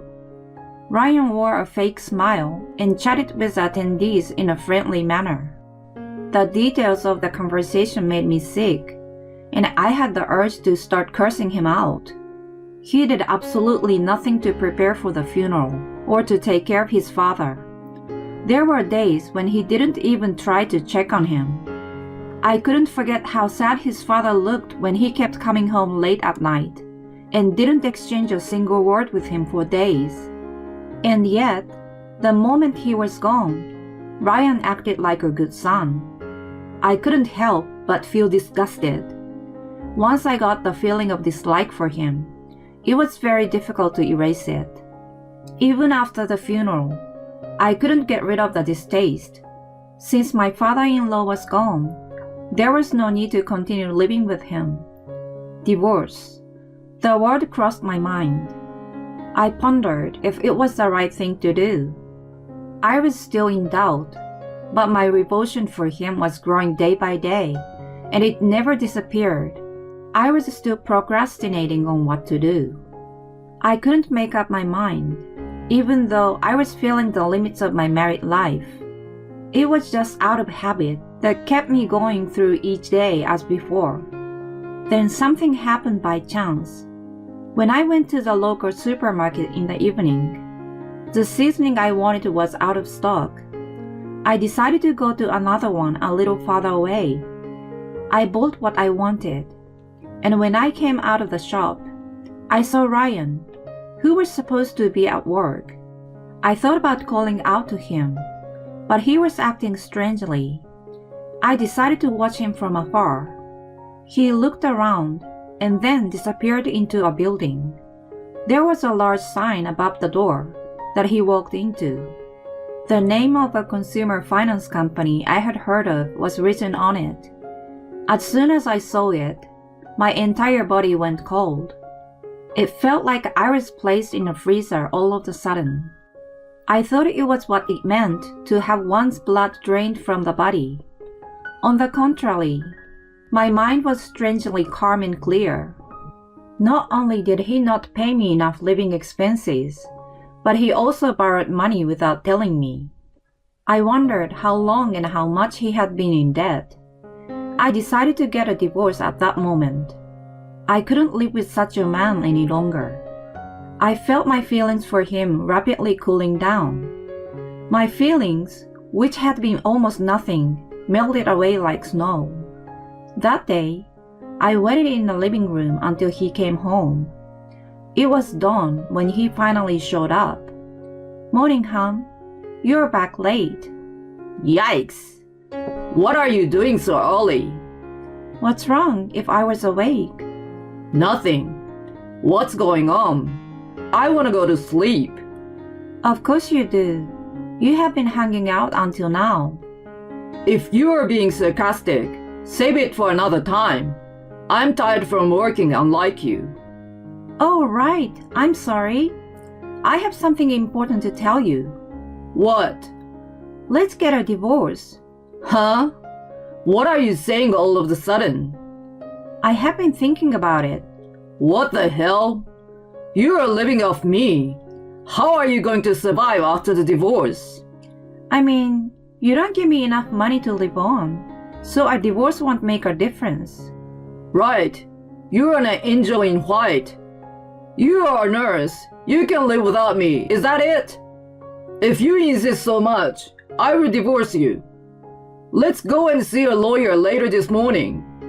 He locked himself in the bedroom after that. He took a day off and took me to see a lawyer as he said. He signed the divorce petition and slammed it down on the desk in front of me. Thus, we were more easily separated than I had expected.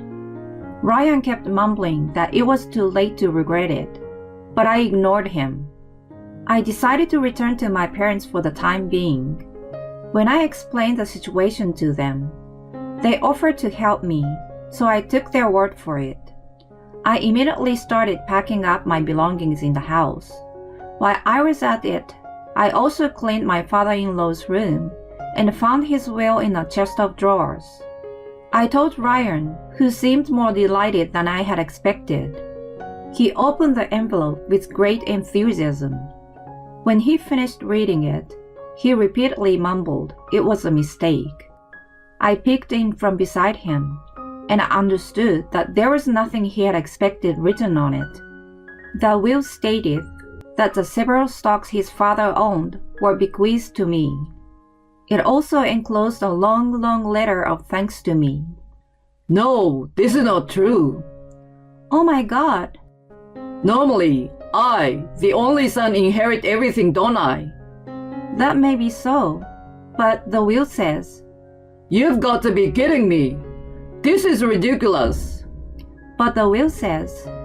This is invalid. It has your father's signature on it. It was such a shock to him. He suddenly fainted and collapsed on the floor. I called an ambulance, but I felt like I was already a stranger to him, so I left the rest to the paramedics. He was taken to the hospital. I didn't think there was a need for me to wait for his return, so I packed up the rest of my belongings and left for my parents' house. Sometime later, when my life had settled down, I went to inform Ryan's relative, who had been kind to me, about the divorce. When she heard my story, she was very sympathetic and gave me a warm hug. When I had finished talking, she looked at me awkwardly, as if she was ashamed, and then she finally spoke in a hushed voice. Ryan had run up a large gambling debt behind my back. That was before we moved in with his father, and had been so since shortly after we were married.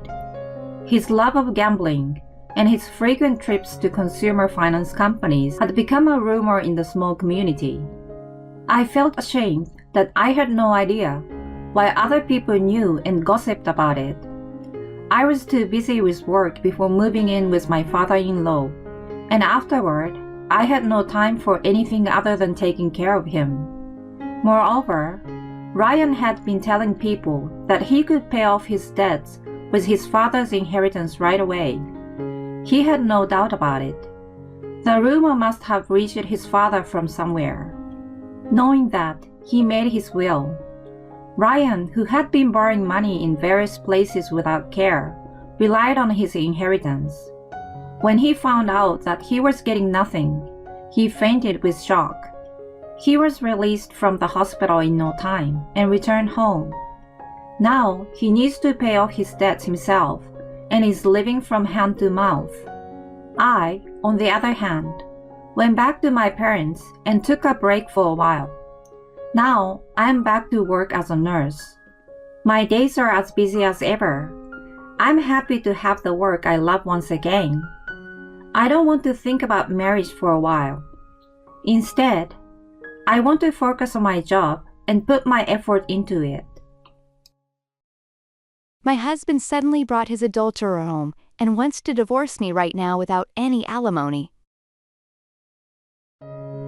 I'm remarrying her, so divorce me. I've been supporting our life until now, so you should be alright with $0 of alimony, right? My husband keeps talking to me as if everything is as usual. I was so disgusted with him. Fine. In return, he accepted my suggestion without any hesitation. But he seems to not know that he's the one who loses. My name is Leah. I'm a 38-year-old housewife. My husband Sam and I have been married for 10 years. We first met at our workplace. We both knew each other as colleagues working for the same company. We were working on a project together, and as we worked more and more on the same team, we naturally got closer. We started going out for drinks, and then started dating. After about a year and a half of dating, he proposed to me, and we got married. He told me that once we were married, he wanted me to be a stay-at-home wife. I loved my job, but I also wanted to experience being a housewife, so I decided to leave my job for good. At the wedding, many people, including friends and people at work, congratulated me, and I was able to have a very happy ceremony. My newlywed life with my husband was very enjoyable, and I worked hard at housework every day to be a good wife. I bought cookbooks, cooked many dishes, and improved my skills. My husband seemed always to be happy and said how delicious my food tasted. And he worked very hard at his job. When we were both working, I was paid a little more than he was. But now he brings in the same amount of money as I did back then. So I decided to save money as a housewife. I looked up a lot of money-saving techniques on the internet and YouTube and referred to them. I got fixed costs as much as I could and kept food expenses at a reasonable level. Thanks to these efforts, I was able to save quite a lot of money every month. Well, my husband lightly lamented that he would like to have a little more pocket money, but I will let him off the hook for that, as it's a problem that every married businessman has to deal with. After that, I continued to work hard as a housewife, doing housework and saving money. I think a big part of the reason I was able to do so well was that my husband regularly praised me for my efforts. Thank you for always working so hard to take care of the household. I can focus on my work with peace of mind. He thanked me by saying that. When he said that to me, it made me happy and makes me want to work even harder. Even after a few years of marriage, I was still able to lead a peaceful and happy married life. Then, my husband suggested that we buy a house. The room we are living in now is not so inconvenient, but it is a little bit too small for two people. I think it's time to move into a new house. I agree with my husband. The reason we had been saving so much money was to make a big purchase like this. I had always wanted a home of my own too. We decided to buy a house, and we immediately went to a real estate agent. And we looked at a lot of different properties. Among them, we came across a property that seems intuitively good. My husband wanted to buy a house with a large room of his own. And if the house is close to a train station, he said he would let me decide. That house already met my husband's requirements, so we decided immediately. We paid the down payment from the savings I had saved, and we took out the loan and moved right in. The life in the new house was comfortable and fresh. My husband and I were very happy, and I felt the same excitement as when we were newlyweds. When we first moved in, we had a lot of fun. We invited each other's friends and had home parties. We enjoyed our life in the new house. Of course, I have continued to save money since then, and I'm saving for the future. The monthly mortgage was just a little more than the rent we had been paying at our former house, so not much has changed in terms of what I do to save. Our lifestyle hasn't changed, but we could live in a comfortable and big house, so how could we not be happy? And so we had a harmonious married life, but there was one problem, that we still didn't have a baby. Neither my husband nor I were in any particular hurry to have children. We just waited for things to happen naturally, thinking that children are a gift from heaven. However, as expected, after about 5 years of marriage, I started to get impatient with the fact that we couldn't have children. We tried infertility treatment and fertility control, but it didn't seem to be working. So my husband and I took some tests, we found out that my husband was having difficulty having children. His sperm count was low. We were a little shocked. He apologized to me and said he was sorry. But that doesn't make me hate him. I don't have any regrets because we couldn't do it after all we did. From now on, let's have a happy life together as a couple. When I said that, my husband nodded his head and said thank you with tears in his eyes. From then on, we decided to live together as a couple. And now we were celebrating our 10th anniversary without any trouble. What should we do for our next wedding anniversary? Well, we could take a trip, go to a fancy restaurant, could do something a little extravagant. Or we could take the plunge and go on an overseas trip. We were having a good time talking about our anniversary like that. As a result, we decided to stay at the luxury hotel in the US. However, about a month before our anniversary, my husband apologetically told me that he had to go on a business trip and that he couldn't go on our anniversary trip. I see, but if it's a business trip, what can we do? I was sad, but our anniversary was on a weekday, so I couldn't force him to take a day off. My husband was promoted to section manager 5 years ago, and he's still working very hard. I hear his subordinate rely on him, so I can't force him to neglect his work. Even if we couldn't go on the day of our anniversary, I was hoping to go on a trip shortly. However, the booked hotel was so popular that it was already booked for this month. We had no choice but to make a reservation for the next month. At that time, I had no idea that it would later turn out like that. Then one day a little while later, my husband came home unusually drunk. He was so drunk that he immediately collapsed on the couch.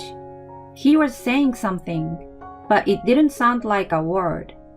Anyway, I prepared him a glass of water, but he had already fallen asleep.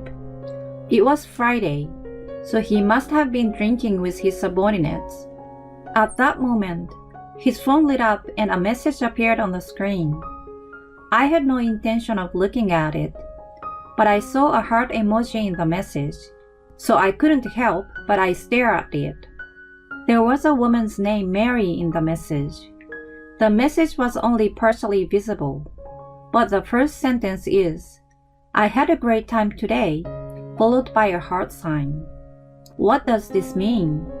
Is my husband having an affair? My husband's phone is locked with a PIN code, so I can't open the message. I was all at once in a state of bewilderment, but I wanted to believe in what we had built together over the years, so I couldn't question my husband directly. Well, maybe I was a coward. Instead, I decided to ask a credit agency to investigate.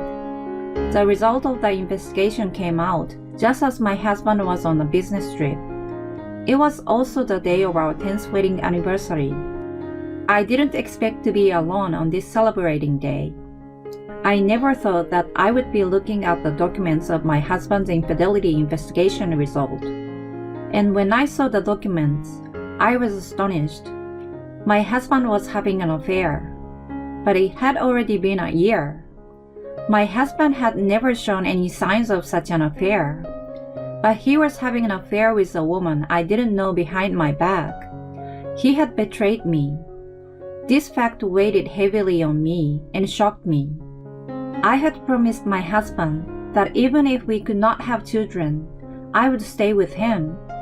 But it wasn't the same for him. The other woman was a young female employee, 10 years younger than me. In short, he laid his hands on his subordinate. I couldn't believe it. My anger at my husband rose, and my love for him faded out completely. My husband told me he was on a business trip. Maybe he was on a fair trip with his lover. Come to think of it, my husband had made the reservation at the hotel by himself. If my husband is having an affair on our 10th wedding anniversary, it would suck. But since I'm not sure whether it's true, so it's useless to think about it. For now, I decided to prepare for a divorce. First, I need to find a job. It's been 10 years since I quit my job, so it's not going to be easy to get hired. So I decided to look for a job as soon as possible and go for an interview. I decided to move back to my parents' house once I got divorced, so I looked for a job in a place that was easy to commute from my parents' house. I found a small accounting firm that was looking for a part-time position. I had a bookkeeping degree, so I decided to apply. I applied online and was contacted immediately and asked for an interview the very next day. I hurriedly prepared my resume and went for the interview. The president of the company who interviewed me had a good impression of me and hired me. I was thankful that I got the job because it lessened my mental burden so much. I then packed my bags and was ready to leave home right away. And then, my husband came home after his business trip. But my husband was not alone. I caught a glimpse of a woman behind him. I had a bad feeling about this, but I kept me cool for now and asked my husband, "Who is this woman?" And then, my husband said this without hesitation. She's my new wife. Huh? When my husband said this, the woman firmly showed her face to me. Ah! Her face was the same as that of the woman in the photo evidence sent to me by the agency. I couldn't believe that my husband brought his lover home. Both of them have suitcases in their hands. This means that my husband was not on a business trip, but on an adulterous trip after all. The adulterer stared at me with a triumphant look on her face. And then, my husband made a startling statement. She's pregnant with my child. What? I'm going to remarry her, and you're going to divorce me. What? What are you talking about? I was surprised that his lover was pregnant with my husband's child, but they thought that I'm shocked because my husband wants to divorce me. It means Sam was meant to be with me, not you. Mary and I love each other. I'm sorry you are going through this, but you need to leave. I'm beyond angry. I'm appalled. So you're going to break up with me? I pretend to be shocked. But how could you afford to have an affair? With the allowance I was giving you, you couldn't have afforded that. Then, my husband made a surprising remark. It's not like I was giving you my entire salary. Huh? When I didn't understand what he meant, the adulterer grinned and opened her mouth.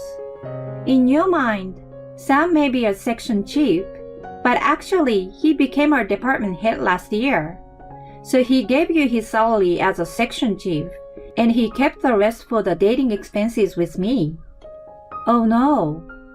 The more I dig the hole, the more I would find out about my husband's behavior. I was ashamed that I swore to spend the rest of my life with this man.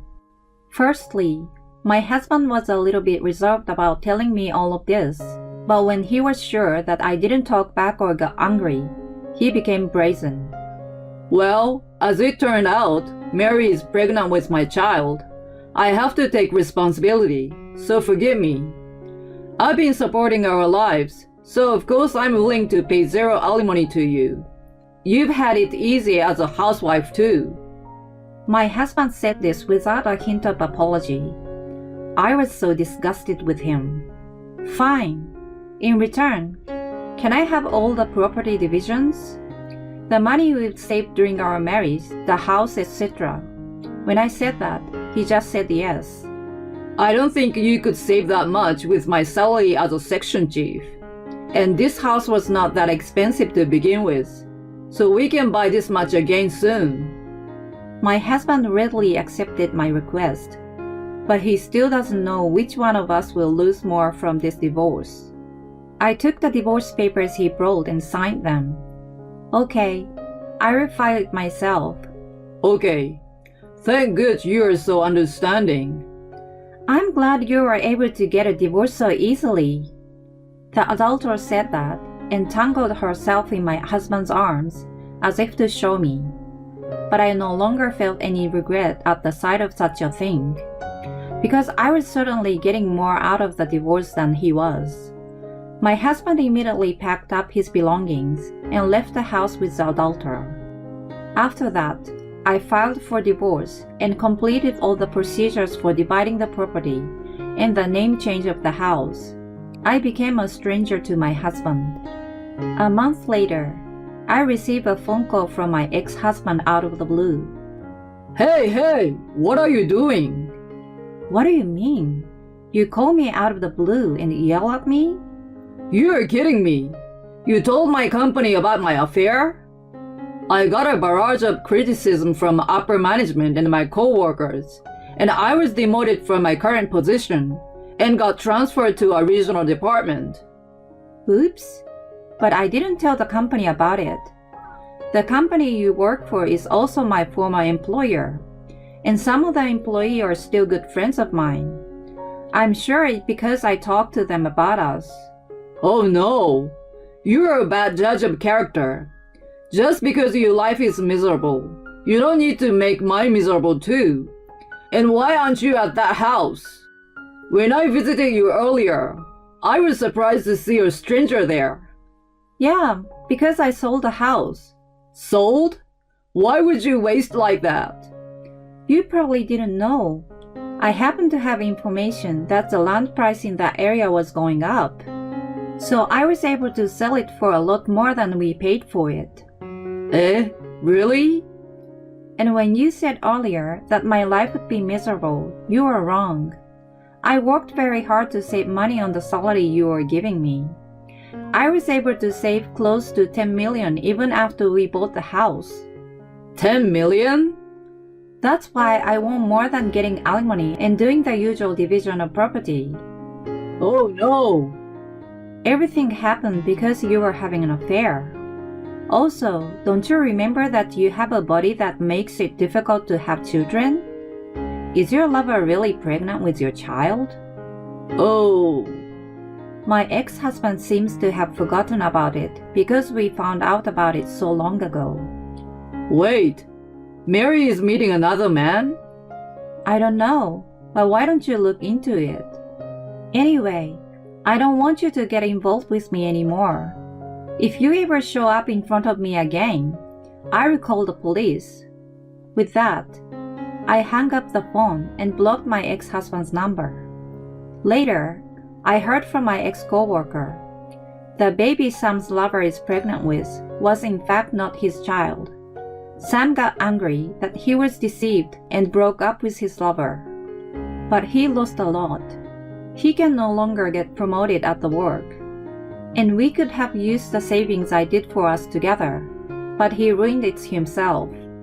Now he's working in a local department where he doesn't know anyone. On the other hand, I'm living at home with my parents for the first time in a long time. I'm working hard at the accounting firm. I'm going to invest a large amount of money I've earned this time to further increase my assets. And I will study more and more about my job, and in the near future, I hope to be hired as a full-time employee. As for my love life, I will take my time and hope to meet the right person. For now, I'm going to focus on work and family time. Even though she knew her husband couldn't have a child, she decided to stay with him. So it sucks that he betrayed her. I think she deserved to get all of the savings, her house, everything. That's how much she supported her shitty husband. And from now on, her main focus should be on enriching her own life. I hope she will have a happy life.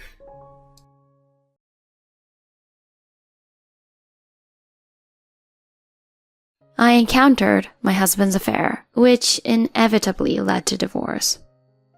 On eve of divorce, my husband entered my room unexpectedly.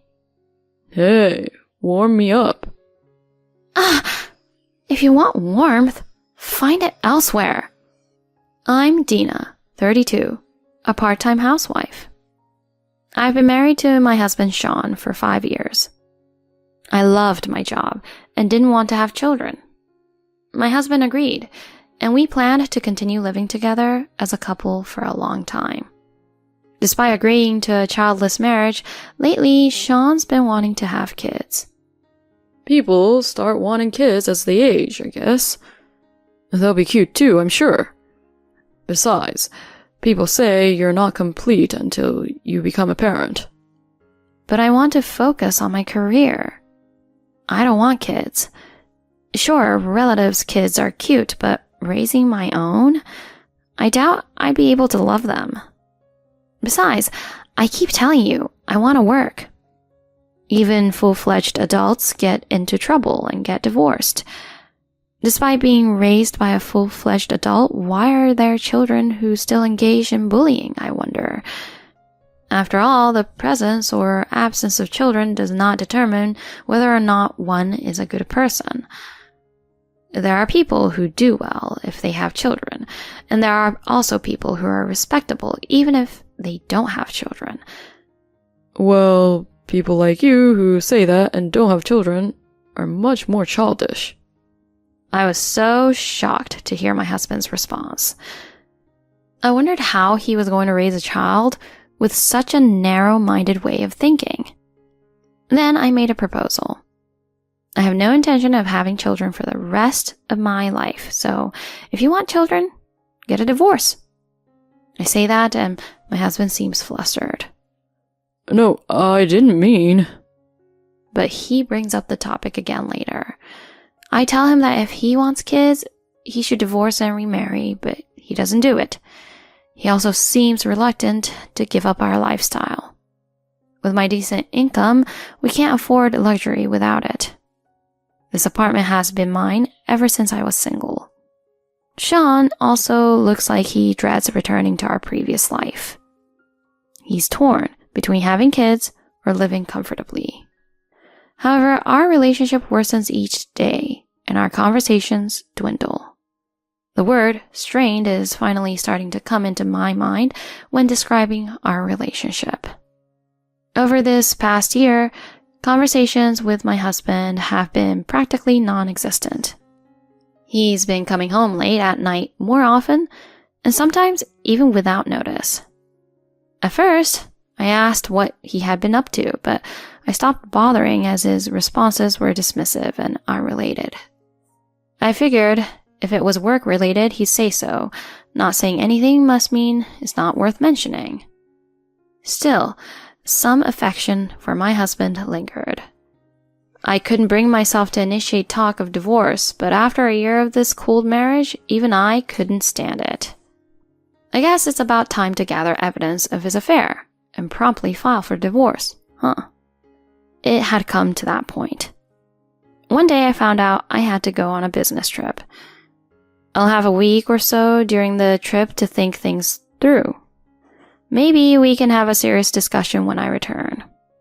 With that in mind, as I finished packing and headed to the living room, I found my husband, who rarely comes home early.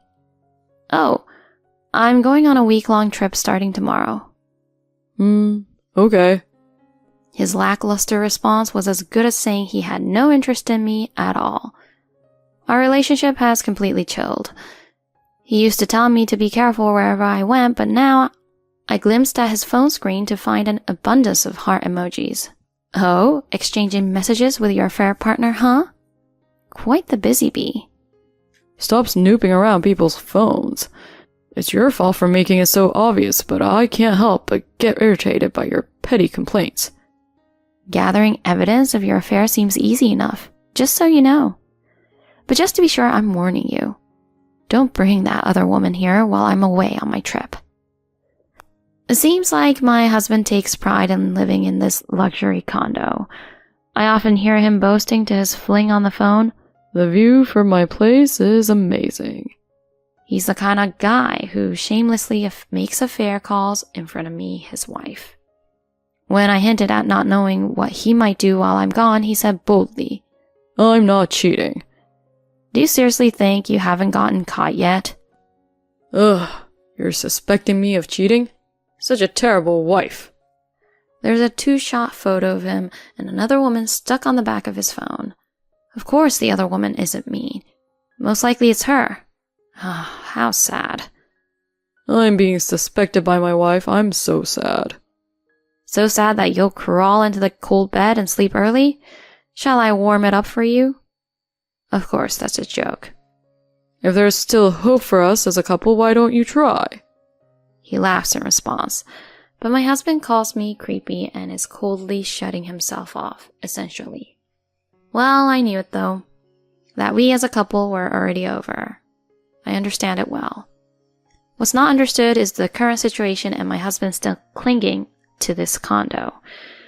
Doesn't he really understand that there's no point in continuing together as a couple? Once I return from the trip, I'll consult with a lawyer right away. I resolved and went to bed to go to sleep.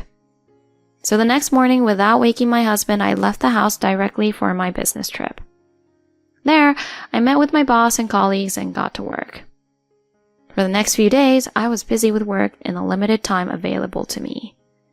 The trip was incredibly busy, but once it was over, it went smoothly, and I was able to finish a day earlier than planned. Our boss said, "Well done," and we dispersed. It's a day early, but oh well. I rushed home. During the trip, in between work, I have been looking for a lawyer, and there are several candidates. I'll get back soon and contact each of them to see who's the best. I have to make a decision. With this thought in mind, I walked lightly and swiftly to our apartment. Opening the door with a clang, I froze in my tracks.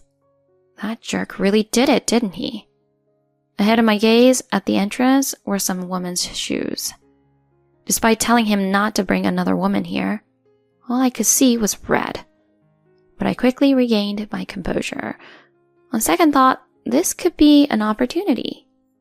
If I can get solid evidence, I can save the trouble of hiring a detective. I swiftly grabbed my phone and silently entered the room. I sensed someone in my husband's room. With a bang, I swung the door open wide and immediately snapped a photo with my phone camera. Whoa, it's blinding.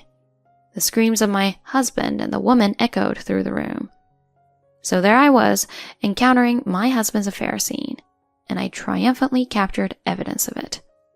By the way, the husband and the woman with whom he is having an affair are in bed and having a lovey-dovey time.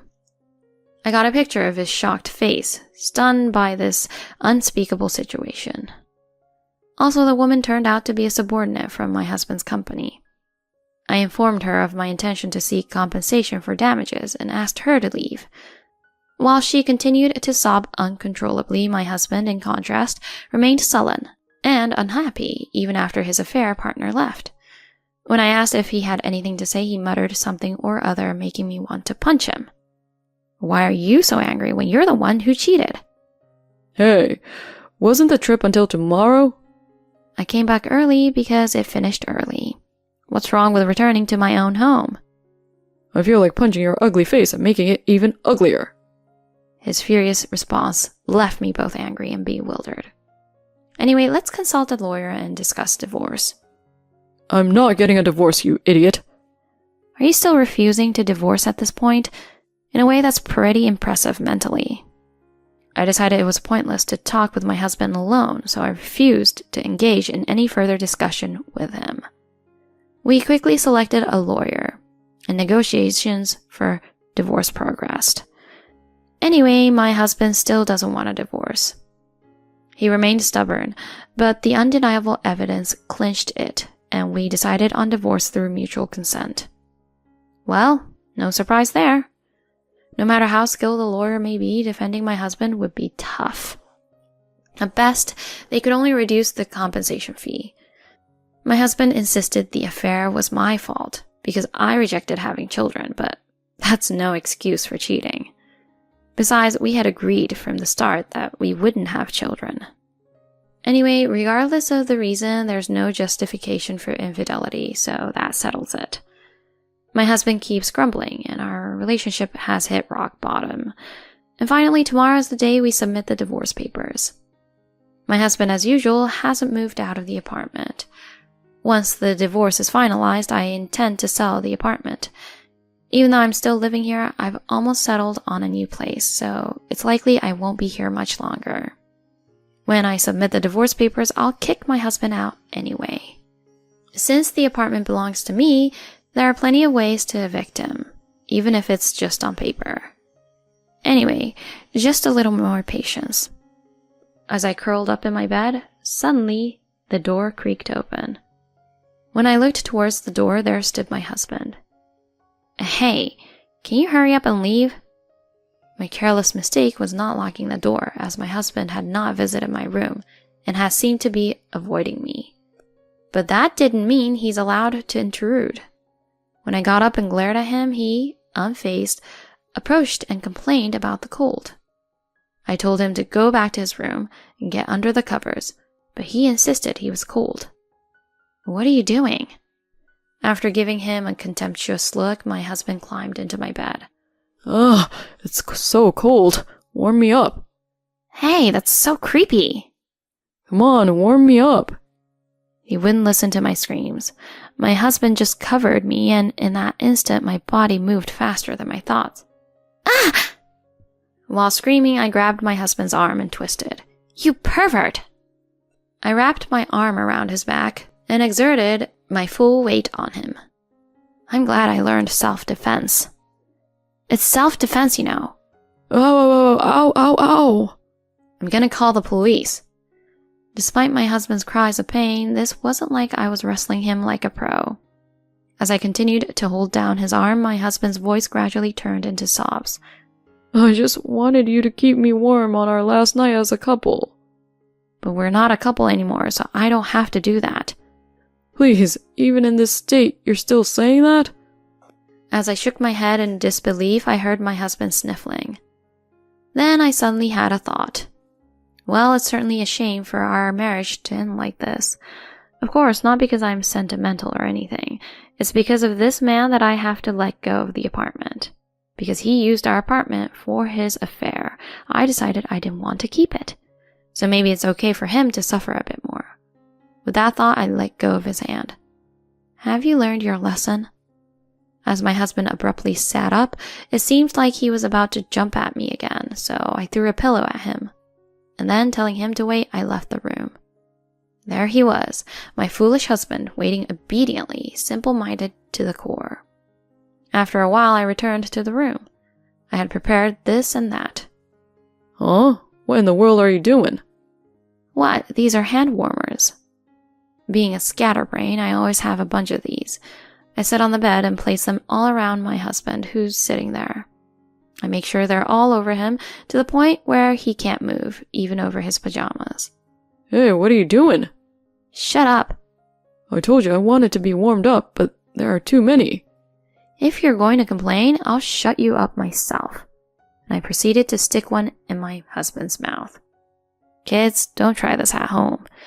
And then, once I finished doing that, I set up the electric heater in the room. And here's a bottle with hot water for you. Hug it tight. I press it against my husband's chest. With the hand warmer removed from his mouth, my husband panics. So you're just gonna warm me up with these? Come on, that's just nonsense. What a killjoy. This is why you're getting divorced for cheating. And as a finishing touch, here's the ultimate blanket. It's my favorite blanket because it's incredibly warm. Here, take it and be thankful. And I wrap it around him. And to finish it off, I quickly pull the drawstring from his hoodie and tie it tightly over the blanket, in case the blanket comes off and you get cold. Yeah, I'm so kind, huh? No, I'm hot. But you asked to be warmed up, right? You've warmed up enough by now. Don't hold back, even if you catch a cold. You'll have to live alone starting tomorrow. So let's get divorced already. What are you even saying at this point? I throw a pillow at him. But seriously, it's getting unbearably hot in here. If I can endure this for the night, maybe I'll reconsider the divorce. With that parting shot, I leave the room. Well, I did plan to stop before it got dangerous, but less than a minute later, there was a loud bang against the door. What? What's going on? When I opened it, I found my husband rolled up like a sushi roll on the floor. Oh, you couldn't open the door? I'm sorry for everything. I'll take the divorce, so can I have some water? My husband, now a sweaty mess with tears and snot, lies there pleading. He's such a pushover. The next day, my husband left the house. It seemed like he thought it'd be best not to stick around any longer. Well, actually, I had other plans in mind, but I was planning on making him leave anyway, so it's good he left early. And with my lawyer, I successfully filed for divorce. And I was officially single again, while my husband became my ex-husband. He'll pay the alimony in installments. If the woman doesn't pay up, I want her employer to deduct it directly from her salary, so both my ex-husband and his mistress's employer are aware of the situation. Maybe that's why rumors started circulating at their workplace about my ex-husband and his mistress. People say that gossip spreads like wildfire, and it's true. Who could have spread the rumors? Thanks to that, they were both looked down upon, and the woman apparently quit her job. Since she had already paid the alimony by then, I didn't care. But just for your information, my ex-husband seems to be struggling with his job while living frugally. Even his exasperated parents have given up on him. He probably doesn't have the confidence to quit his job and live on his own. However, he's apparently struggling to make ends meet with the alimony payments. I received a few calls for reconciliation, but I ignored them all. It got so persistent that my lawyer had to intervene before they finally stopped. As for me, I sold the condo unit as planned and moved out early. The best way to deal with bad memories is to make new ones. My new life in the new apartment is comfortable. I've come to realize that I'm not just cut out for marriage. Maybe things would have turned out differently if we had children, but a man who cheats will find another excuse to do so even if he has kids.